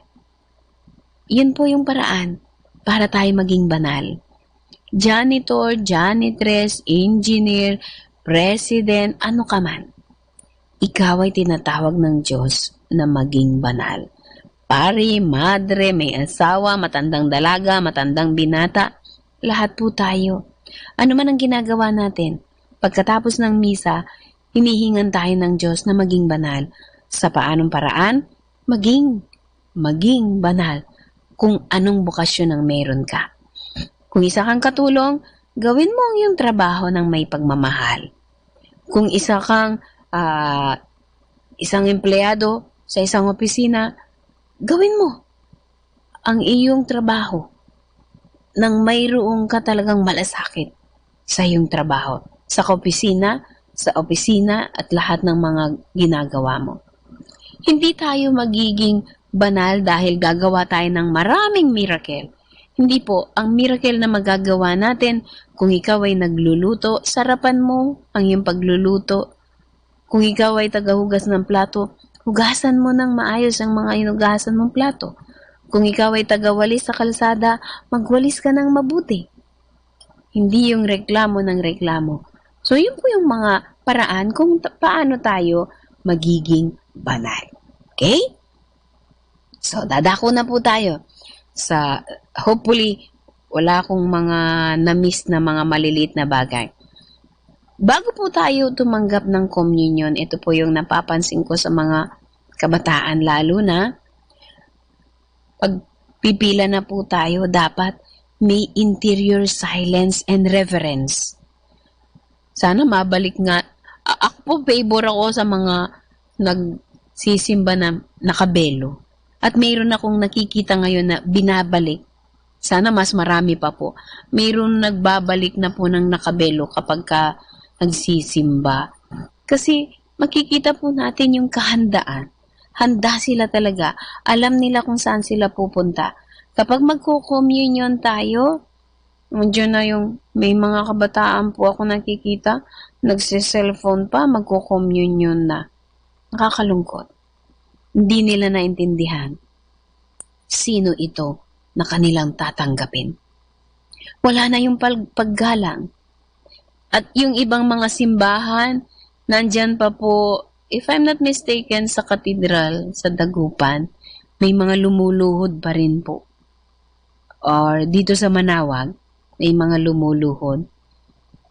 Supposed to be, kung talaga pong kilala natin, yung interior silence ay kakailanganin natin at gagawin natin mula sa pagtayo natin, interior silence, at nakahanda na yung ating mga kamay.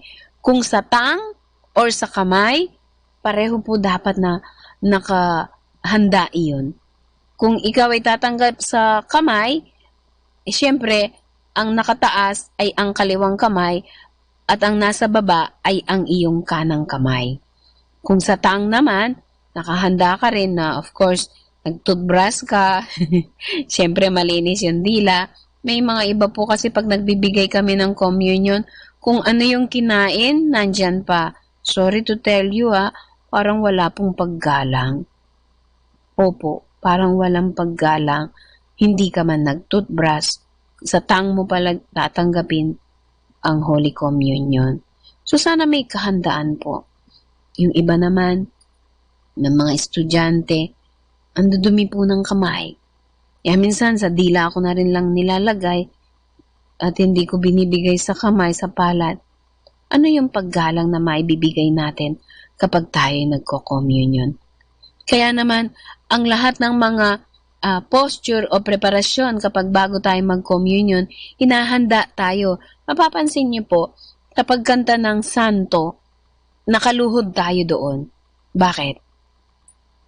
May tinatawag na prayer doon during epiglesis o yung pag-invoke ng Holy Spirit at sa oras na ipapatong na ng kamay ng pare doon sa altar o yung nandoon na sa altar yung bread and wine at ang kamay ng pare i-extend niya.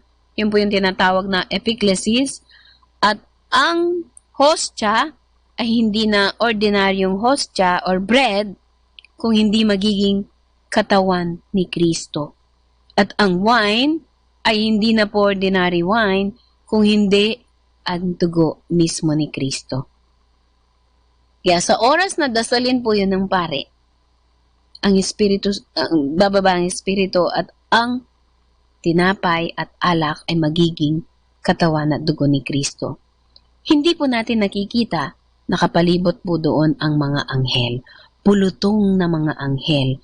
They adore Christ. They adore the body of Christ. Kaya, invitation sa atin, as much as possible, luluhod po tayo sa oras ng consecration. At habang tayo po'y nakaluhod, ang pare, patuloy na naka-extend ang kanyang kamay at nagdarasal po siya. Yung formulang dinadasal niya doon, siya lang. Hindi po tayo dapat sasabay. Maski na kapag ang dasal o ang kantang kinakanta ng pare, through Him, with Him, and in Him, in the unity of the Holy Spirit, sa pare lang po yun dapat. Liturgically, yun po yung tama. Kasi dasal pa rin po yun ng pare. Oh, glory and honor is yours, Almighty Father, forever and ever. Anong sagot ng tao? At dapat, dito po ay malakas. Pag sinabi po natin dito, Amen, dapat ito po ay malakas at kumbinsido at mayroon po tayong inaawit. Supposed to be doon, talaga awit siya. Awit siya. Kaya yung Amen, Amen, Amen. Grand Amen ang tawag nila doon. Yun po ay sasagot ang lahat. Kaya napaka-importanting maintindihan po natin. Hindi naman po kasi kami tinuruan Kaya nga po pinapaliwanag natin yung mga maliliit na bagay minsan, yun ang nami-miss. Hindi na nakikita. Yung parting pagsagot ng amen na yun at doon po talaga bibigyan ng importansya na ay, ako'y naniniwala, ako'y nananampalataya, ako ay talagang kumbinsido, ito yun. Ito yung katawan at dugo ni Kristo. Yun po yung pagpapahayag natin ng amen. Ako ay naniniwala. Kaya naman po, sa ibang lugar, ipinaliwanag, during amen, doon pa lang dapat tayo tatayo. Doon pa lang natatapos yung pagluhod during consecration. Hindi pa tayo tatayo doon sa kasi kakantahin ng pare or dadasalin niya through Him, with Him, and in Him. Dapat nakaluhod pa po tayo doon. At pagkatapos na masabi yung amen at aawitin yung ama namin, nakatayo tayo sa ama namin. Yan. So yung iba po kasi confused na ako, sister, hindi ko alam kasi sa Manila ganito.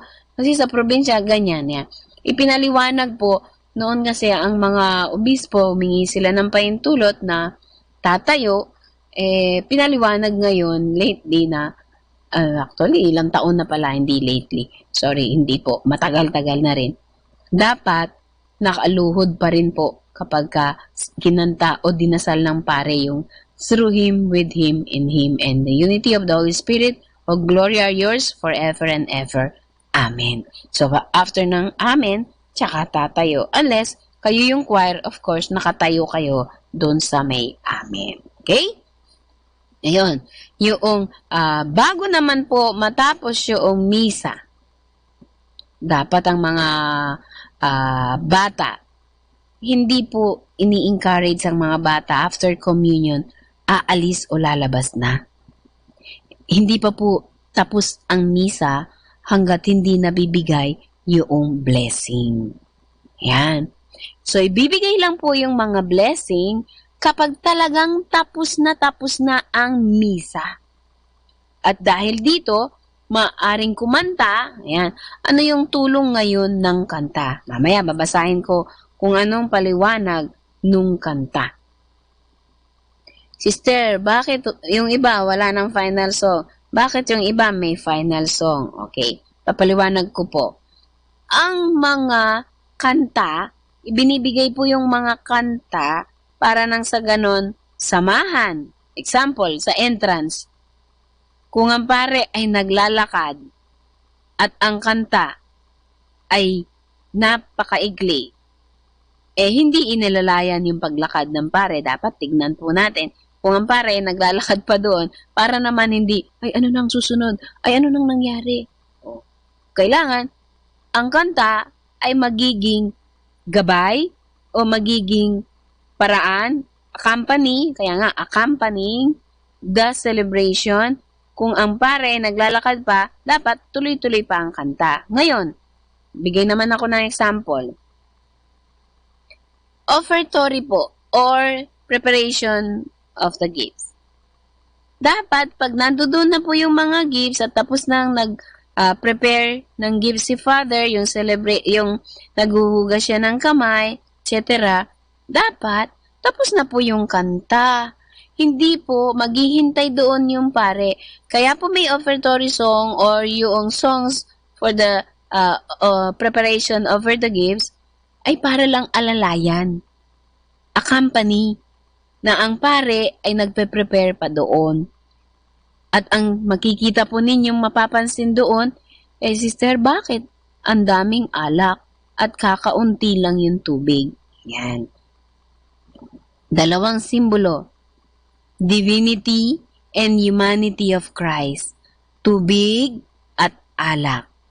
Ang tubig, sinisimbolo tayo na sana po, kaunti lang ang tubig, yung humanity, yung pagiging tao, at mahawaan sana tayo ng kabanalan. Kaya mas marami yung wine, yung kabanalan ni Kristo. Tignan din po natin, di po ba nung napako sa krus si Jesus? Tubig at dugo. So, yung dalawang pagsasamang iyon ng tubig at alak, ang manggigibabaw ay ang kabanalan ng pagka-Diyos ni Kristo. Kaya sa sino mang tatanggap nito, mangingibabaw ang pagka-Diyos sa Kanya. Ibig sabihin, mangingibabaw ang pagmamahal ng Diyos sa Kanya. Kaya dapat po tayong mag-communion. Kung naiintindihan natin yung dasal ng pari doon, hindi lang tayo nakatingin doon, pakinggan po natin minsan, o hindi minsan, madalas pala. Pakinggan po, ano yung dasal, ano yung sinasabi, ano yung mga formula, Eucharistic prayer, may kaugnayan po iyon sa ating selebrasyon. At ang bawat gesture, pagbuhos ng alak sa chalice, pagbuhos ng tubig, ay may dasal si Father. At harinawa, sabi nga doon sa dasal, may the mingling of the body and blood of Christ bring me to life everlasting. Di ba napakaganda? Kaya naman, kung tayo po'y magsisimba, pansinin po natin yung mga maliliit na bagay na yan. At minsan, makabuluhan at napaka-importante. Kaya titignan po natin, pag naisama, actually, ilalagay sa chalice ang wine at kapatak na kapatak lang na tubig. Yung tubig na yon, yung humanity natin, yung pagkatao natin, mahawaan ng mas marami ang pagkabanal ng Diyos. Kaya marami yung alak. Kaya naman, paano magiging ganun ka kay Kristo? Ay kainin mo siya. Kakainin natin. At kapag tayo kumain, magiging katulad tayo ng Diyos. So, continue po natin. Okay. So, yun po yung importansya ng ating dasal doon sa consecration at ang pagtanggap natin sa katawan ni Kristo. Okay, so dumako po tayo. Sino ang pwedeng magdiwang o mag-celebrate ng Eucharistia? Babasahin ko po dito.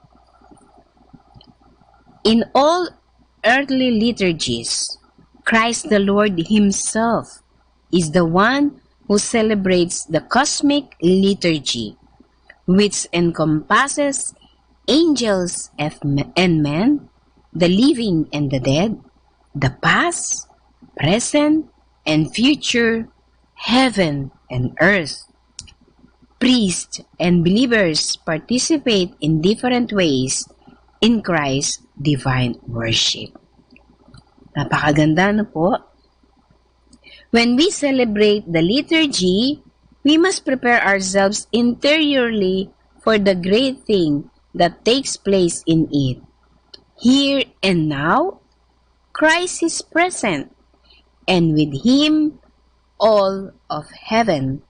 There everyone is filled with unspeakable joy, and at the same time, with loving care for us, the last books of sacred scripture Revelation portrays to mysterious image this liturgy to which we here on earth join our voices. Kaya naman, ang banal na misa ay ang patikim. Ang Eucharistia ay ang parang mararamdaman mo na, sa English sinasabi, the already and not yet. Nararamdaman na natin ang Diyos na dapat sa langit pa lang, pero ngayon, nararamdaman na natin sa tuwing tayo'y nagdiriwang ng Eucharistia. Tanungin niyo sarili niyo, kailan po ba kayo huling nagmisa? Wow! Kung last Sunday, very good. Kung everyday, ay very, very, very, very good. Kasi you are after sa heavenly food. Kasi pinapabusog po ninyo ang inyong kaluluwa. Ang ganda po, ano? Pinapakain natin ang ating katawan. Kaya naman tumatangkad tayo, o tumataba, o lumulusog. Pero ang kaluluwa po natin, ang tangi lang niyang pagkain ay ang communion, ay ang misa, ay ang paggawa ng mabuti, ay ang ugnayan natin sa Diyos. Paano po natin mapapakain yan? Maski gumawa ka ng marami kang trabaho, pero hindi ka nagsisimba. Nabusog mo, marahil ang iyong bulsa, may pera ka. Kaya wag po ninyong sasabihin sa akin, sorry sister, hindi po ako nakapagsimba kasi po, marami akong trabaho. Sorry to tell you, kapag huling magkikita na tayo sa Diyos, isa lang naman po ang sasabihin ng Diyos. Nagmahal ka ba? Paano ka magmamahal kung ang sarili mo lang ang iyong inisip kasi gusto mo lang yumaman, pera, trabaho. Saan ang Diyos? Saan ang Diyos? Walang lugar ang Diyos. Kawawa. Kawawa po kayo. Isang araw, babalik tayo sa Diyos sapagkat tayo po'y kaluluwa. ang katawang lupa natin, iiwanan natin. Doon, gaano man kaganda yung ating kabaong. Ang kabaong, ang kakain lang doon, yung ating mga bulate. Kaya naman, busugin po natin ang ating kaluluwa. Huwag niyo pong sabihin, at huwag na wag. Sasabihin niyo, busy ako, hindi ako nakapagsimba. Kayo po ang nawalan, hindi ang Diyos. Okay. Why is the Mass sometimes referred to us as worship service? A worship service is in the first place a service that God performs for us. And only then it is in our service offered to God. God gives Himself to us under the form of holy signs so that we might do the same, give ourselves unreservedly to Him. Diba? Kaya dapat, ibigay natin sa Diyos ang para sa Diyos. Sapagkat binibigyan tayo ng Diyos ng kung ano-anong kailangan natin. Okay. Jesus is there in word and sacrament. God is present. That is the first and most important thing about every liturgy. Only then do we enter the picture. Jesus sacrifices His life for us so that we might offer to Him the spiritual sacrifice of our life. Yan. So, una na siyang nag-sacrifice, kaya tayo ngayon nag-aalay ng sakripisyo para sa Kanya. Actually, hindi naman tayo kailangan mag-alay ng sakripisyo eh. Nauna siya. Pero gagawa tayo ng mga sakripisyo dahil mahal natin siya. At dahil mahal natin siya, hindi na sakripisyong mabigat yun para sa atin. Kasi, ang sakripisyong iyon ay kailangang maging bulaklak ng pagmamahal. Sabi nga ni Santa Teresa. Yan, bumalik tayo tuloy kay Santa Teresa. Okay. In the Eucharist, Christ gives Himself to us libre. Binibigay niya. Makasalanan o hindi. Mabait o hindi. Bakit niya binibigay? So that we might give ourselves to Him. Yan. Dahil mahal niya tayo. Kaya nga gusto ng Diyos na makipag-ugnayan siya sa atin. Thus we take part in the redeeming and transforming sacrifice of Christ. Sa ganoong paraan, anumang sakripisyo ang ginagawa natin, tayo ay nakikibahagi sa, redemptive mission of Christ. Our little life is burst open and led into the kingdom of God, and God can live His life in our lives. Ang buhay niya ngayon ay nagiging buhay natin.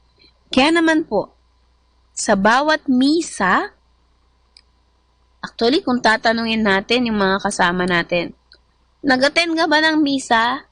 Hindi pala tama yung attend. Kung hindi, naging kabahagi ka ba o nag-participate ka ba? Ikaw mismo. Kasi sa bawat misa ni Kristo, inaalay din natin ang ating sakripisyo. So yun din ang ating misa. Makimisa ka. Yan. So para bagang ang misa ni Kristo ay misa ko rin. Sapagkat tinatanggap ko ang salita niya at ibubuhay ko. Kinakain ko ang katawan niya at ako ngayon ay magiging pagkain sa iba. In what sense? Hindi ka naman papatayin. Yes, minsan kailangan magsakripisyo para sa kanila. So, yun po yung kahulugan nun.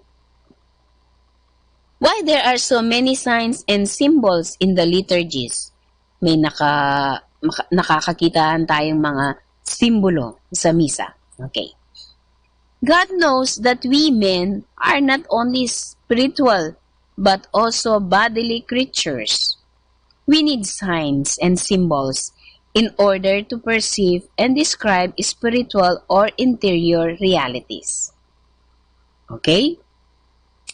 Whether it is red roses, a wedding ring, black clothing, graffiti, or AIDS armbands, we always express our interior realities through signs and are understood immediately. The incarnate Son of God gives us human signs in which He is living and active among us. Ito po yung mga signs na nakikita natin. Madalas, ito yung ginagamit. May bread and wine. Sa binyag, water of baptism. Sa kumpil, the anointing with Holy Spirit. And our response to God's signs, sacred signs, instituted by Christ, consists in signs of reverence. Ano yung ngayon ang mga gagawin natin? Ito yung sinabi ko kanina. Genuflecting, standing while listening to the gospel, bowing, folding our hands, o yung nakaklas yung kamay, and as though for a wedding, we decorate the place of God's presence with the most beautiful things we have, like flowers, candles, music, etc. In any case, signs also require words to interpret them. Kaya may mga ginagamit po tayong simbolo o mga signs kapag tayo nagdiriwang ng liturgy. Okay. Why do the sacred signs of the liturgy need words too? O bakit naman? Okay. Celebrating the liturgy means encountering God, allowing Him to act, listening to Him, responding to Him. Such dialogue are always expressed in gestures and words. Kaya naman po, may mga ginagawa tayong signs para nang sa ganon maramdaman, maintindihan, at ma-feel yung presensya ng ating Panginoon. Symbols are language of something invisible is spoken in the visible world. Yun ang sabi ni St. Gertrude.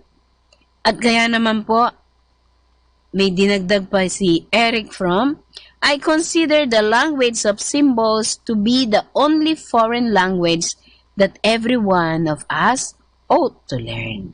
Yan. And whoever would be the first among you, sabi nga, must be the slave of all. Si Kristo, inako na niya lahat. For the Son of Man also came not to be served, but to serve and to give His life as a ransom for many. Ano yung ating mga simbolo ng paghuhugas ng kamay? Simbolo ng paglilingkod, pagbibigay ng katawan ni Kristo, service po yan. Pagkatapos ng misa, tayo rin ay tinatawag na maging pagkain sa ating kapwa. In what sense? Maaring sa paggawa ng mabuti, maaring pagsasalita ng maganda, o pagbibigay ng magandang payo, o pagbibigay ng magandang halimbawa. Sa halip na mainis ka, maging pasensyosa ka, maging magalang ka. Sa halip na sasabihin sa'yo, simba ka ng simba, hindi ka naman nagbabago.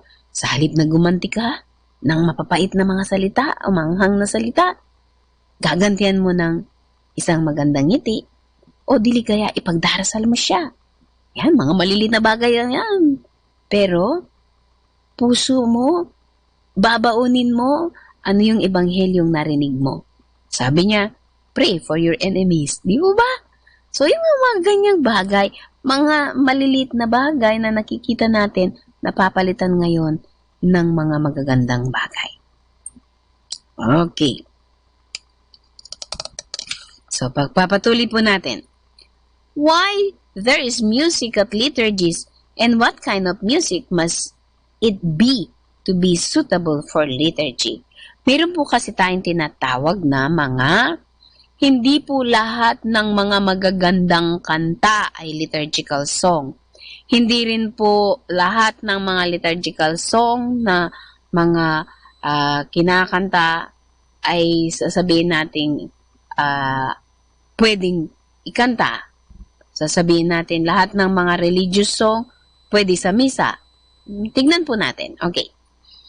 Ang pagkanta ng hiram sa Diyos sa patay, gagawin nilang communion, mas naaakma po kung may patay, kantahin po yung hindi kita malilimutan. Bakit? Ang hindi kita malilimutan ay biblical po siya. Pangalawa, mas focus siya sa katangihan ng Diyos. Okay? Kaysa sa hiram sa Diyos. O kaya yung pagkanta ng lupa, hindi po siya. Lupa is a secular song at hindi po siya liturgical. Ngayon, kung kakantahin naman yung Ang Panginoon ng Aking Pastol, mas fitted po siya kasi kadalasan yun ang binabasa kapag may patay. Ngayon, may nagtatanong sa akin, Sister, kakantahin po namin yung Seek ye first the kingdom of God.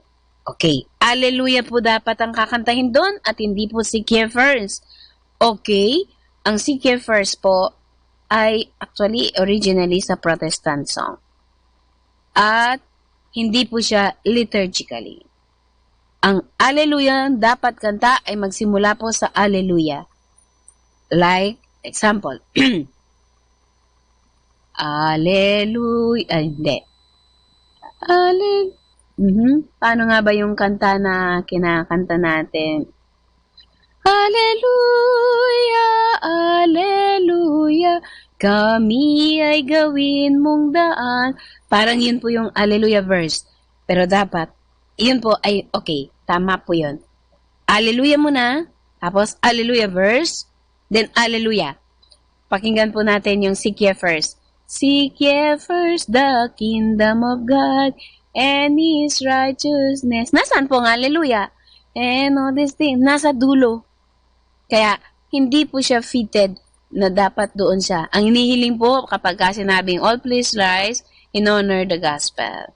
Or, all please rise, as we sing na Alleluia, sasabihin nila, Alleluia, dapat Alleluia muna. Kaya po, hindi dapat yung Seek ye first. Okay? So, paliwanag po natin. There are words are not enough to praise God. Music comes to our aid. Okay. So, ang mga pag-awit natin, kung ipoproklama mo ang gospel, maganda, awitin mo na yung Alleluia. Kaya may Alleluia po. At hindi na kung ano-ano pa man ang sasabihin. Alleluia lang. Okay. When we turn to God, there's always something ineffable and unsaid left over. Then music can help out in rejoicing. Language becomes song. That is why the angels sing. Music is a worship service, should make prayer more beautiful and more fervent. Move more deeply the hearts of all in attendance and bring them closer to God and prepare for God a feast of melody. So, ulit ko po, ang mga kanta para sa misa dapat liturgical. Hindi po praise song o yung worship song. Okay? Iba po iyon. Ano yung mga fitted sa entrance? Okay, yung entrance, yung pag-alalay, purihin ang Panginoon, o sing a new song. Okay. Let heaven rejoice. Okay, yung mga pagbibigay pugay. Magpuri kayo sa Panginoon Diyos. Yan. Bayan muling magtipon. Yan. Yung mga pang-seremonyas na parang maraming assembly, pag-anyaya sa mga tao, pagpupunyagi. Okay, entrance. And then, of course, yung ating paghingi ng tawad, yung unang part pa lang, Lord have mercy, Lord have mercy. Supposed to be yung mga paghingi ng tawad ng Lord have mercy, malumana yung mga kanta. Hindi yan sila rock. Okay? Then, isang masayang pagpupunyagi ay ang papuri. Papuri sa Diyos, luwalhati sa Diyos, oh, glory to God, etc. Alleluia, Alleluia should be Alleluia. Hindi yung verse, and then Alleluia nasa dulo na. Okay? Offertory naman po, or yung preparation over the gifts, inuulit ko po, kapag kakanta tayo doon, kailangan tapos na po yung kanta. Kapag tapos na si Father, titigil na tayo. Pero, ayusin yung pagputol, hindi yung kunin at tanggapin ang alay na ito. Ay, tapos na si Father, titigil ka. Kailangan, maganda rin yung pagputol. Okay? So, then, sa Santo, Cordero, etc. Pagdating naman po sa communion song, madalas ang communion song natin will invite you to pray more, like when you sing Anima Christi. Paano yun? Soul of Christ, sanctify me. Or, in Him alone is our hope. O kaya, the Lord is my shepherd, and I want to follow. Or, marami po kayo mapagpipilian sa communion song. Ito po yung mga tips dyan. Una, biblika siya. Halimbawa, I will never forget you, my people. I have carved you. Isaiah 49. Sa Tagalog, hindi kita malilimutan. Fitted po yan na communion. At yung my soul finds rest in God alone. Anong ibig ko sabihin? When we sing communion, kailangan maglilid tayo sa celebration. Ano ito? Paghahanda sa pagtanggap sa katawan ni Kristo. In omnibus amare, in omnibus servire, in omnibus amare. Pwede rin po yan. O kaya naman, one bread, one body, one Lord. Great. Nagsasalita ang mga kanta kung ano itong selebrasyon, kung ano yung parting meron na. Kung ito ay communion, pati na yung mga tao, dadalhin mo sila para lalong tumahimik at magdasal. Nakuha niyo po? Pag communion song, ililid ka sa ano yung nangyayari ngayon. Kung ito ay ang pagkikipag-ugnayan ko sa Diyos, eto ako ngayon. So lalo kang mapapadasal, lalo kang magninilay, lalo kang tatahimik. Yung bang parang sa pamagitan ng kanta, lalo mong matutulungan ng mga taong dalhin sila sa Diyos. Yan. So kaya po, fitted yung mga kantang biblical, at the same time, i-meditate mo, lalo na yung Panis Angelicus, it tells about bread. Bread. Okay? Katulad ng mga butil na tinitipon. Communion yan. So, yung celebration na yon, sa pamagitan ng pag-awit natin, lalong ang mga tao ay tatahimik at magdarasal. Ito yung moment na makakausap natin ang Diyos. Okay? So, yun po yung mga communion song. Ano naman yung mga recessional song? Sister, minsan hindi na po kami kumakanta. Okay din po, maski hindi na kayo kumanta. Tapos ng misa. Pero, madalas, sinasamahan yung paglabas ng tao o kaya yung pag-blessing na ng pare, para nang sa ganun, hindi naman aalis si Father doon ng lalakad na lang siya. Kaya, accompany natin yung pare. Kaya, yung kanta natin ay Marian Song, kung lalo na Sabado. Or, Immaculate Mother, we come at thy call. O kaya naman, ang puso ko'y nagpupuri, masayang paglabas. O dili naman kaya, kung hindi naman po Sabado, ordinary, pananagutan. Alam ko naman, favorite siya ng marami. At halos alam ito. Walang sino man ang nabubuhay para sa sarili lamang. O kaya yung final song natin, pwede rin po yung sinong makapaghiwalay. Yan. So, or, let there be peace. Let there be peace on earth and let it begin. Kung gusto niyo pang mas masaya, humayo tihayag, purihin siya, at ating ibon. Ayan, so yung mga iba-ibang kanta na pwede nating masabi na hindi naman aalis yung mga tao na basta na lang naglalakad, kung hindi, accompany lang. Pero hindi naman buong paglalakad ng mga tao hanggang sa maubos yung mga tao, kumakanta kayo doon. Ay, hindi naman po ganoon. Accompany lang. Kung makalabas na, tama na, tigil na kayo. Kasi may mga ibang tao, after ng makamisa, they stay there in front of the Blessed Sacrament. Yan. To thank God. At yun po yung tama. Yun ang maganda.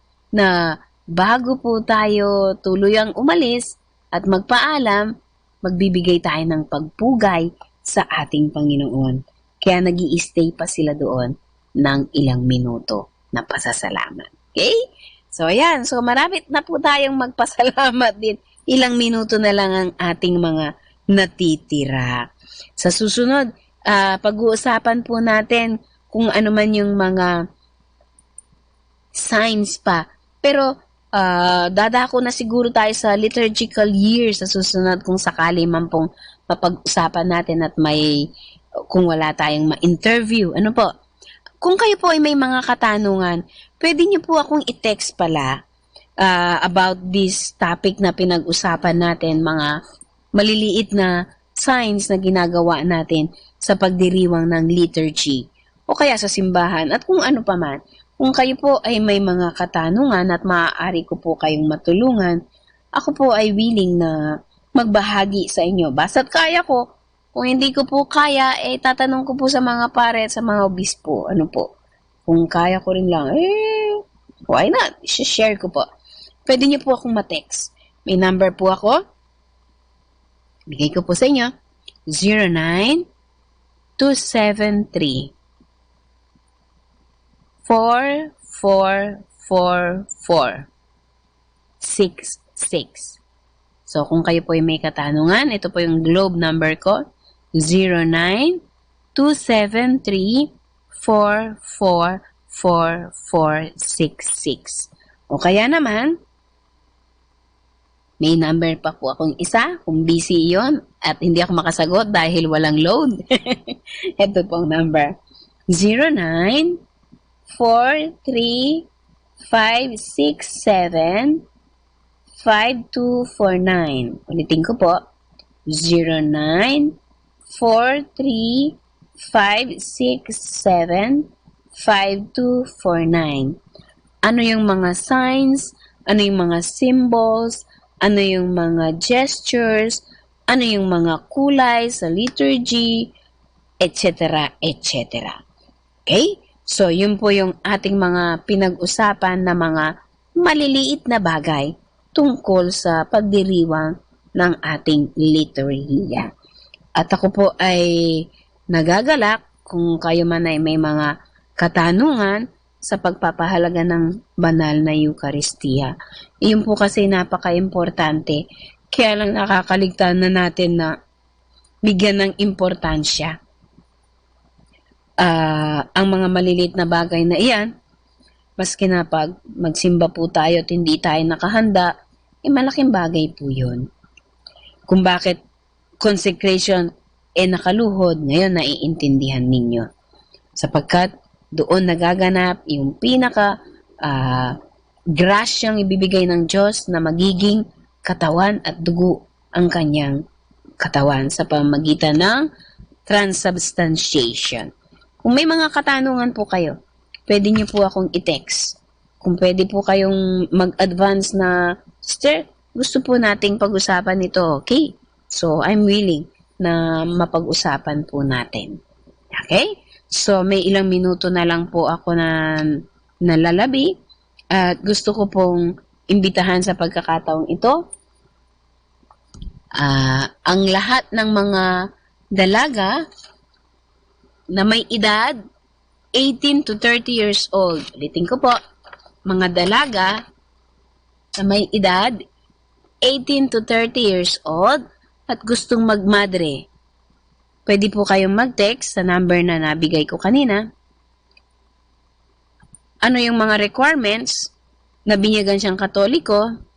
nakaabot sa 18 to 30 years old at may intention siyang magmadre at nais niyang mag-try kung ito nga ba ay ang tawag para sa kanya ng Diyos, so welcome po namin.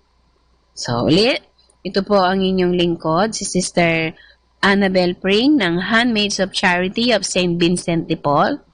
Pwede niyo po kaming dalawin dito sa David Mangaldan, Pangasinan.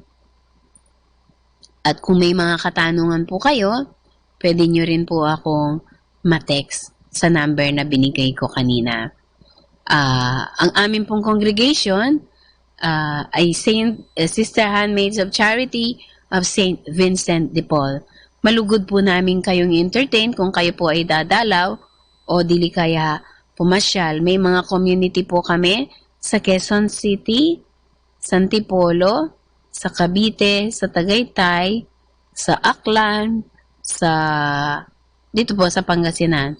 Kung kayo po ay nasa ibang bansa, sa Italy, sa Indonesia, sa Lithuania, sa Peru, sa Ecuador. Ayan. So ano po yung aming mga apostolate? Present po kami sa mga parokya. Ako po ay full-time catechist at kami po ay involved din sa choir, sa mga BEC at iba pang apostolate ng aming parokya. Gayon din po ang kasama kong mga madre. May mga madre naman po kaming assign sa hospital. May mga nurses po kami. May mga madre din naman po na nasa school. Although ako po ay teacher din. Teacher na, yun po ang profession ko talaga. Mas pinili ko po ang maging katikista na para na sa ganun, ma-involve ako mas malawak sa mga bata, matatanda, pati na sa mga magulang. Nagbibigay din po kami ng seminar sa pre-K na at saka sa mga mabibinyagan.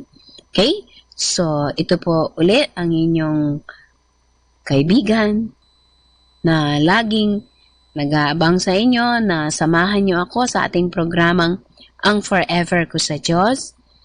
Bagamat ako po'y mag-isa ngayon, salamat po at ako'y sinamahan ninyo at salamat din po sa grasyang ipinagkaloob ng Diyos. So sa pagkakataong ito, magdarasal na po tayo at isipin po ninyo ang inyong mga intention at gayon din po ang lahat ng mga taong pinangakuhan nating ipagdarasal sila. Sa ngalan ng Ama, ng Anak, ng Diyos Espiritu Santo. Amen. Bago po ang ating mga panalangin, pangkahilingan, dasalin po natin, samahan niyo po ako. Angel of God, my guardian dear, to whom God's love commits me here. Ever this day, be at my side, to light and guide, to rule and guide. Amen. To our guardian angel, pray for us. Samahan niyo po kami, Diyos Ama, Diyos Anak, Diyos Espiritu Santo. Saan man po kami makarating, ano man po ang aming mga ginagawa, gabayan niyo po kami. Sa aming mga kapatid na may karamdaman, itinataas po namin. Sa aming mga kapatid na may mga iba't ibang karamdaman, nasa kanilang mga tahanan, nasa ospital, ang lahat ng mga taong nangangailangan ng paggabay ng banal na Espiritu Santo, natatakot, nagagambala, nagkakaroon ng iba't ibang mga matitinding problemang dinaranas sa kasalukuyan. Panginoon, Ikaw po ang gumabay sa kanila. Ang lahat ng mga kabataan itinataas din po namin. At ang lahat ng mga magulang na nagkakawatak-watak, gayon din po ang mga taong natutuksong gumawa ng kasalanan. Ikaw, Panginoon, ang magsilbing inspirasyon. Paliwanagan mo po. Maging lakas ka namin. Itinataas din po namin ang aming Santo Papa, mga obispo, mga pare, mga madre, mga laiko, at ang lahat ng mga tinawag mo upang ipagpatuloy ang iyong misyon.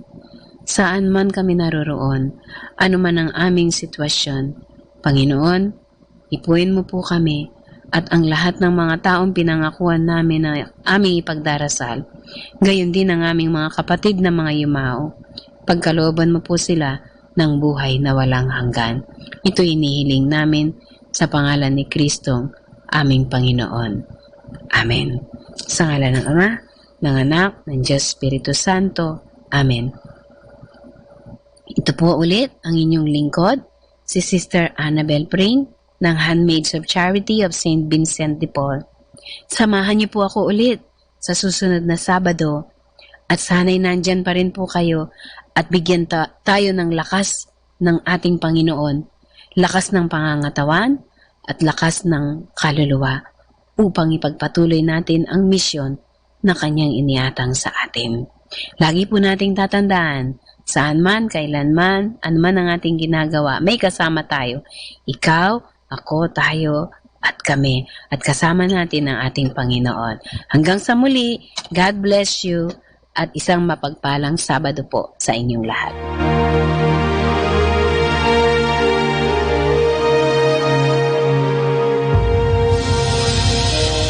We've just heard the Association of Religious Men and Women in the Archdiocese of Lingayen Dagupan, the program Ang Forever Ko sa Diyos. Only here at Manawag Dominican Radio. May kasama ka, si Jesus, si Maria, at kami. Kasama natin to.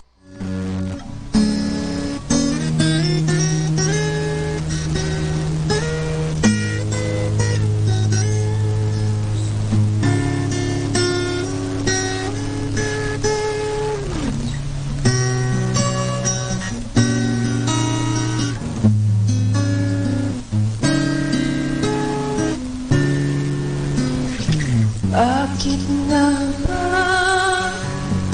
pinupuri kita?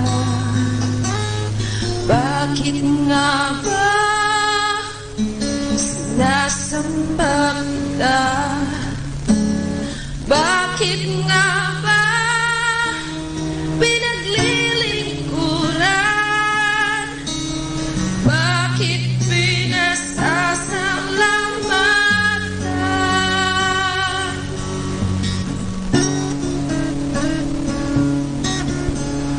Bakit nga ba pinupuri kita?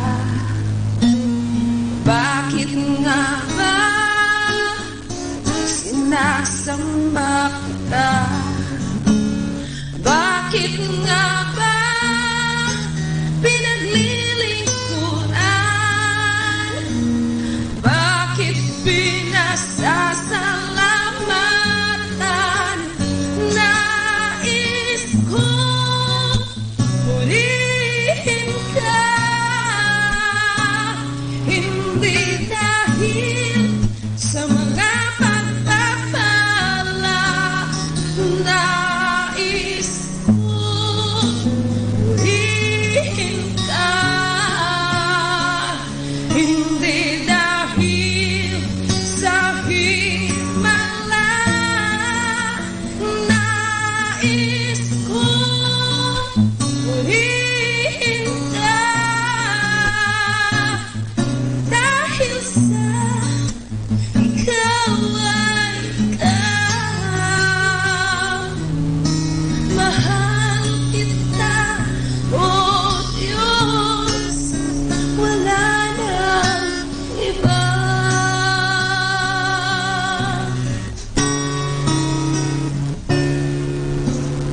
Bakit nga ba pinupuri kita? Bakit nga ba sinasamba kita? Bakit nga ba pinaglilingkuran? Bakit pinasasalamatan? Nais kong purihin ka, hindi dahil sa mga pagpapala. Nais kong purihin ka,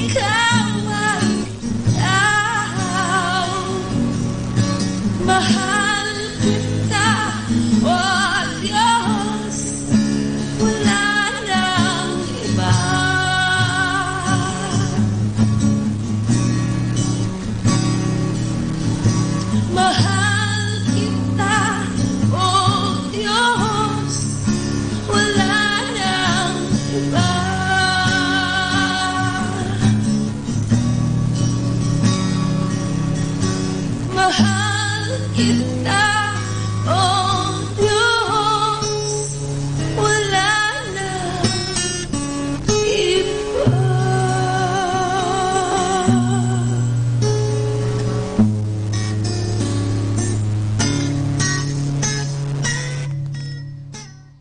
Kasama natin to.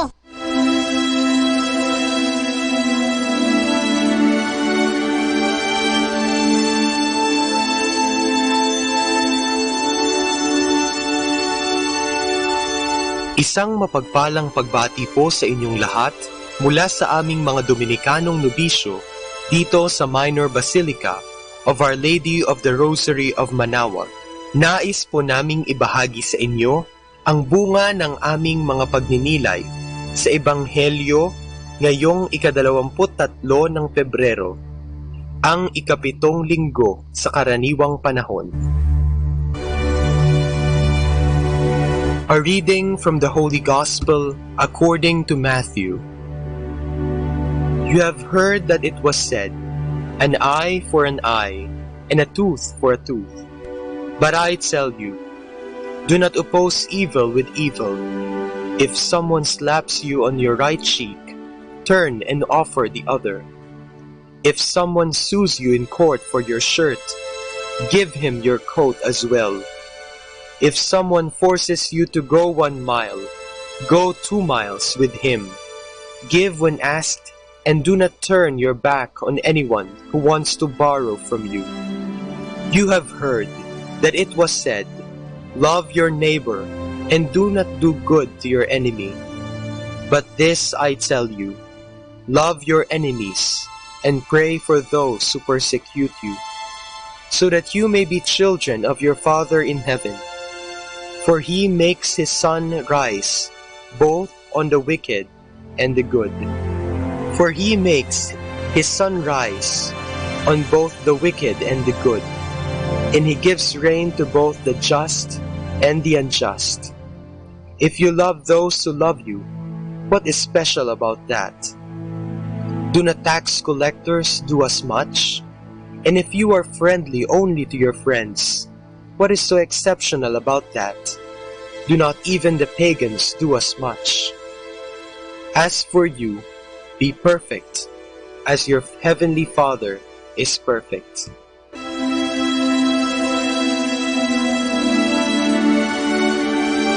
Noon pa lamang panahon ni Jesus, magpasa hanggang ngayon, normal na mahalin at patawarin ang mga tao na karapat-dapat dito. Ganon din kadali kamuhian ang ating kaaway. Ngunit sa araw na ito, pinaanyayahan tayo ng ating Panginoon na kung tayo ay tunay niyang tagasunod, ating patawarin ang nagkasala sa atin at mahalin natin ang ating mga kaaway.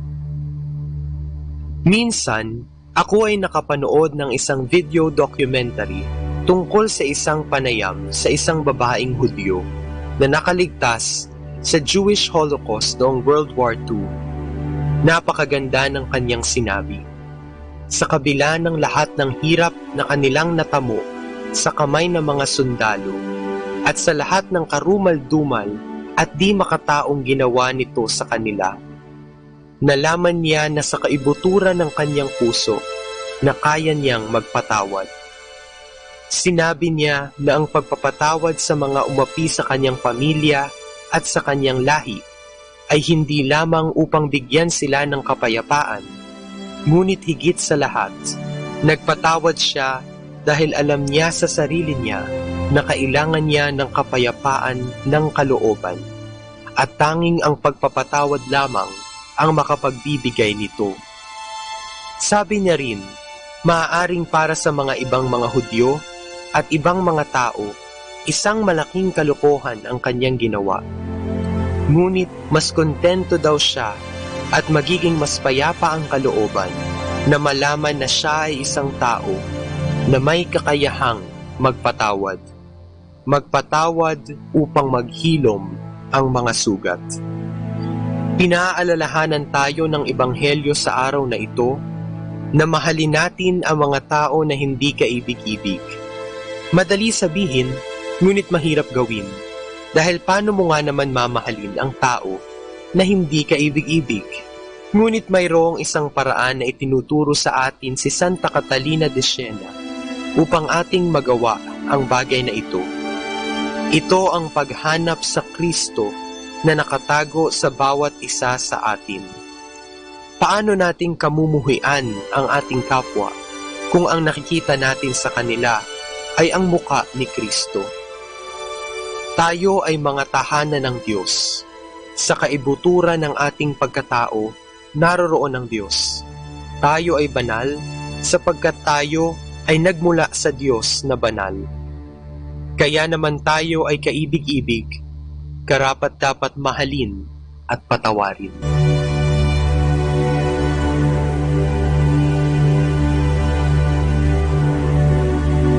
Mula po dito sa Minor Basilica of Our Lady of the Rosary of Manaoag, kami po ay taus-pusong nagpapasalamat sa inyong pakikinig. Nawa ay patuloy po nating isabuhay ang salita ng Diyos. Patnubayan at pagpalain nawa tayo ng Panginoong may kapal. Hanggang sa susunod na linggo po dito sa Binhi ng Buhay.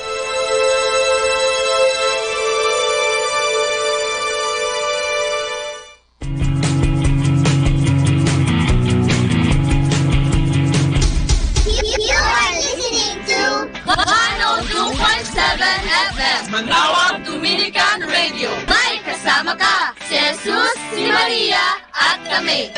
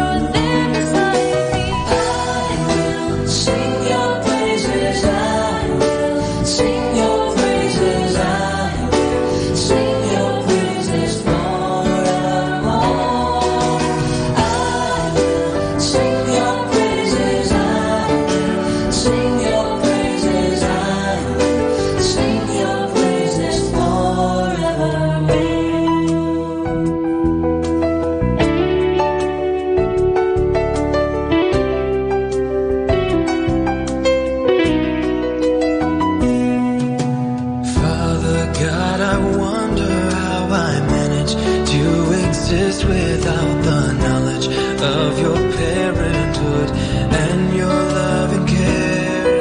But now I am your son, I am adopted in your family, and I can never be alone, 'cause Father God, you're there beside me. I will sing your praises, I will sing your praises, I will sing your praises forevermore.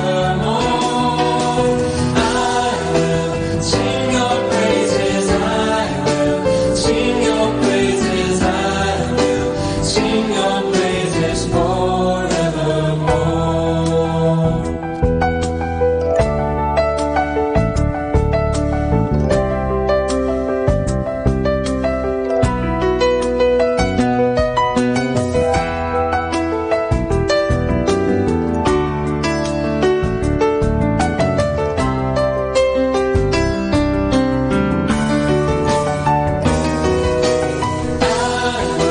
Sing your praises, I will sing your praises, I will sing your praises forevermore. I will sing your praises, I will sing your praises, I will sing your praises forevermore.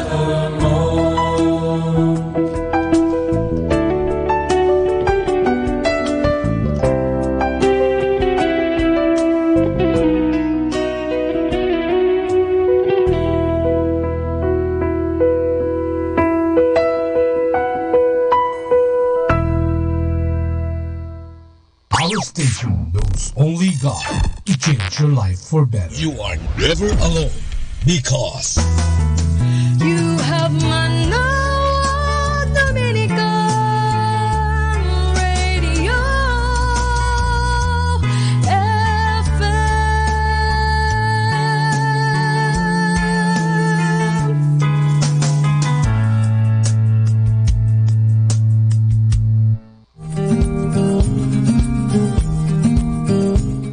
Simulat sa pool, ang Order of Preachers o kilala rin sa tawag na Dominicans ay tumutugon sa mga pangangailangan ng simbahan sa pamamagitan ng pagpapahayag ng mabuting balita. Ang paghubog sa mga kabataan sa pamamagitan ng wasto at kumpletong edukasyon ay pangunahing gawain ng mga Dominiko. Sa paaralan, binibigyang tuon ang pagpapaunlad ng kaisipan, paghubog sa malusog na katawan at kakayahan, paglinang sa mga talento, subalit higit at una sa lahat ay maging tapat na alagad ni Kristo.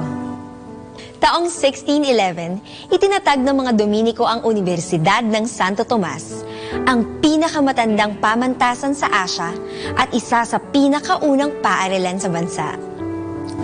Una itong tinawag na Colegio de Nuestra Señora del Santísimo Rosario bilang pagpaparangal sa Inang Maria. Hindi nagtagal, tinawag itong Colegio de Santo Tomas bilang pagbibigay-pugay kay Santo Tomas de Aquino, isang dakilang Dominiko na patron ng mga Katolikong paaralan. Nagsimula ito bilang isang kolehiyo-seminaryo para sa paghuhubog ng mga nagnanais maging pari. Kinalaunan, ito ay naging paaralan para sa lahat ng naglalayong makamit ang katotohanan. Ang Colegio de San Juan de Letran naman ay nagmula sa 2 bahay ampunan na nagnanais mapag-aral at mahubog sa mabuting asal ang mga ulinang bata sa Intramuros. Noong taong 1630, pinag-isa ang 2 bahay ampunan na ito at naging Colegio de San Juan de Letran.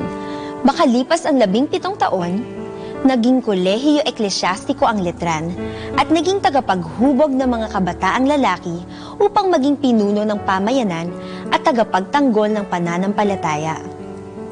Marami sa mga alumni ng 2 paaralang ito ay naging mga santo, bayani, pangulo ng bansa, punong hukom ng Korte Suprema, arsobispo, obispo, mga pari at relihiyoso ng simbahan, siyentista, arkitekto at hininyero, manunulat at marami pa sa iba't ibang mga larangan.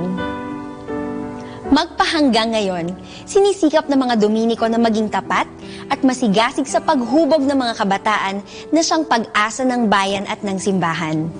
Malinaw sa mga Dominiko na bagamat mahalaga ang paghubog sa kaisipan, kalusugan, talento at kakayahan ng mga kabataan, mananatili pa ring pangunahin ang maituro sa kanila ang kahalagahan ng pagsunod kay Kristo.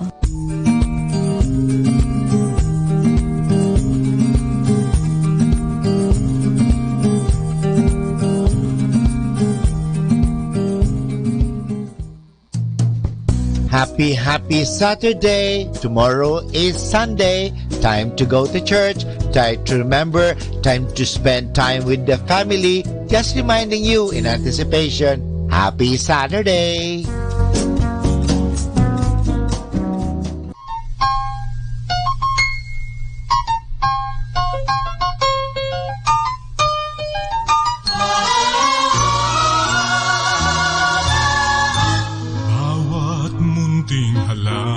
Sa hardin, bawat awit magandang tugtugin, bawat ngiting puno ng damdamin, pag-ibig ng Diyos ang siyang diin. Bawat kunin ng bawat isa ng talon, bawat ibig ng magandang ibon.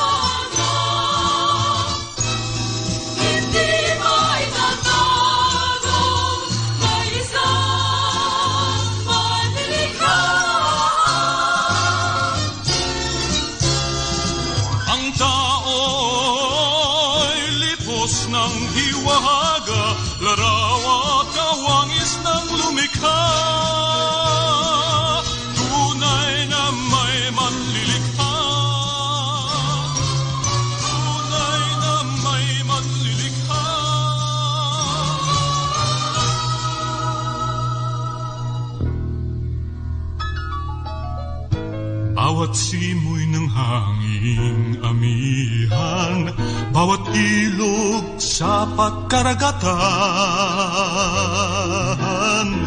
bawat pagsikat, paglubog ng araw, nagsasabing mayroong may kapal. Bawat ulap sa itaas ng bundok, kagubatang nababalot ng alindog, bungang kahoy sa atin ay nulot, ay nagsasabing tunay na may Diyos. Kaya naman ang buhay ko ay punong-puno ng paghahanap. Hindi may tatago na isang maligaya. Ang tao'y litos ng hiwaga, larawat, kawangis ng lumikha.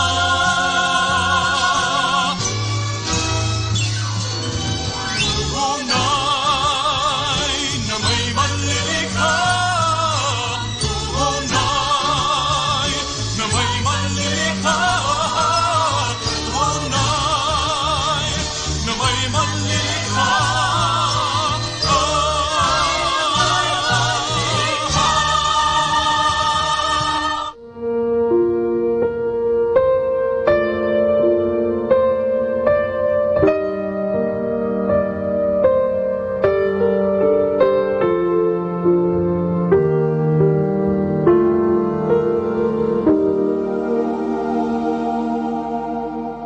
Oh, to see the dawn of the darkest day, Christ on the road to Calvary, tried by for men, torn and beaten and nailed to a cross of wood. This the power of the cross. Christ became sin for us, took the blame, bore the wrath. We stand forgiven at the cross.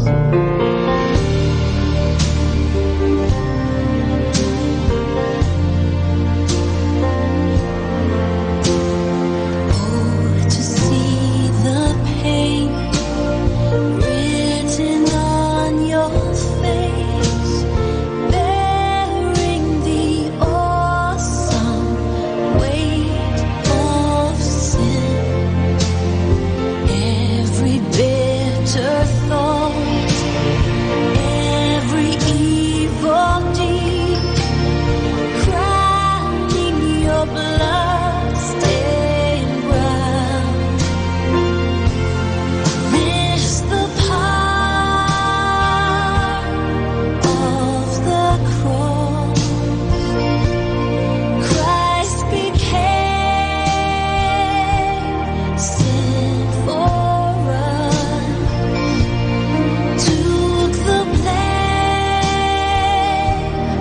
bore the wrath. We stand forgiven at the cross.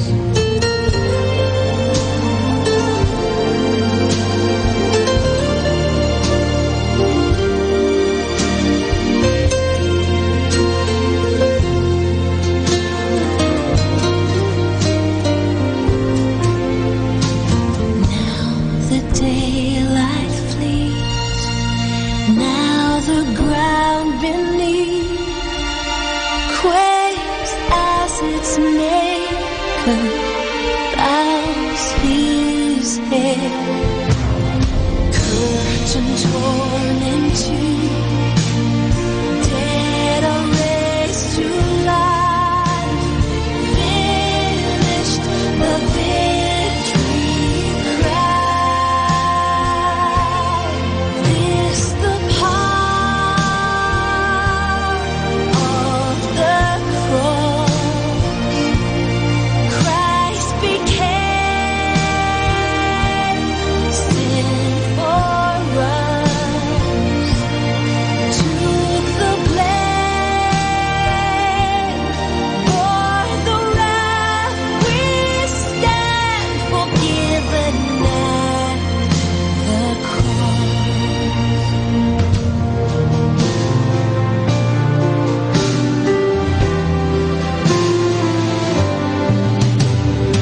Oh, to see my name written in the wounds, for through your suffering I am free. Death is crushed today, life is mine to live. Walk through your selfless love. This the power of the cross. Son of God, slain for us. What a love, what a cost. We stand forgiven at the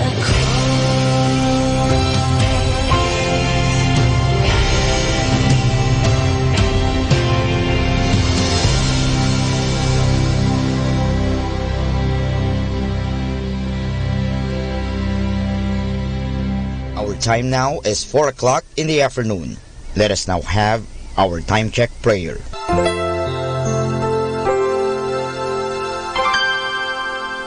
Inaanyayahan ko po kayo na samahan ninyo ako sa panalangin sa oras na ito.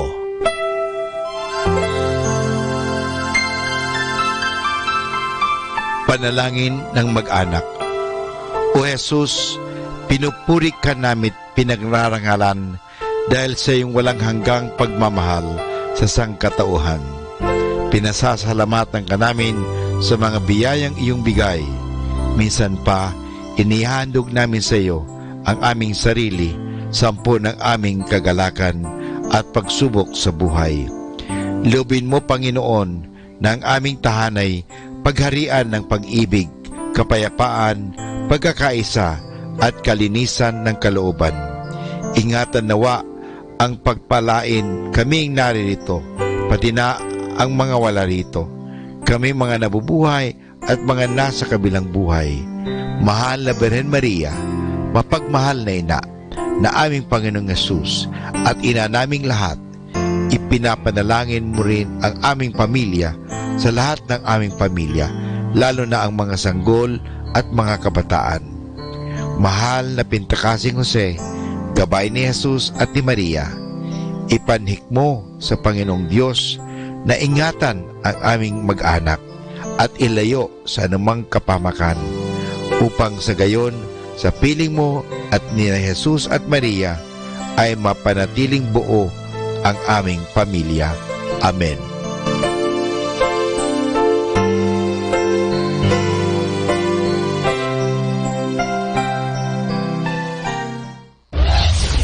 This is Manawag Dominican Broadcasting Incorporated, a religious, non-commercial radio station.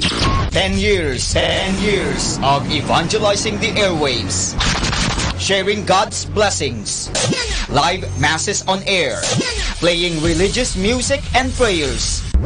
May kasama ka, si Jesus, si Maria at kami. Our positive thought for this hour. Advice is what we ask for when we already know the answer but wish we didn't.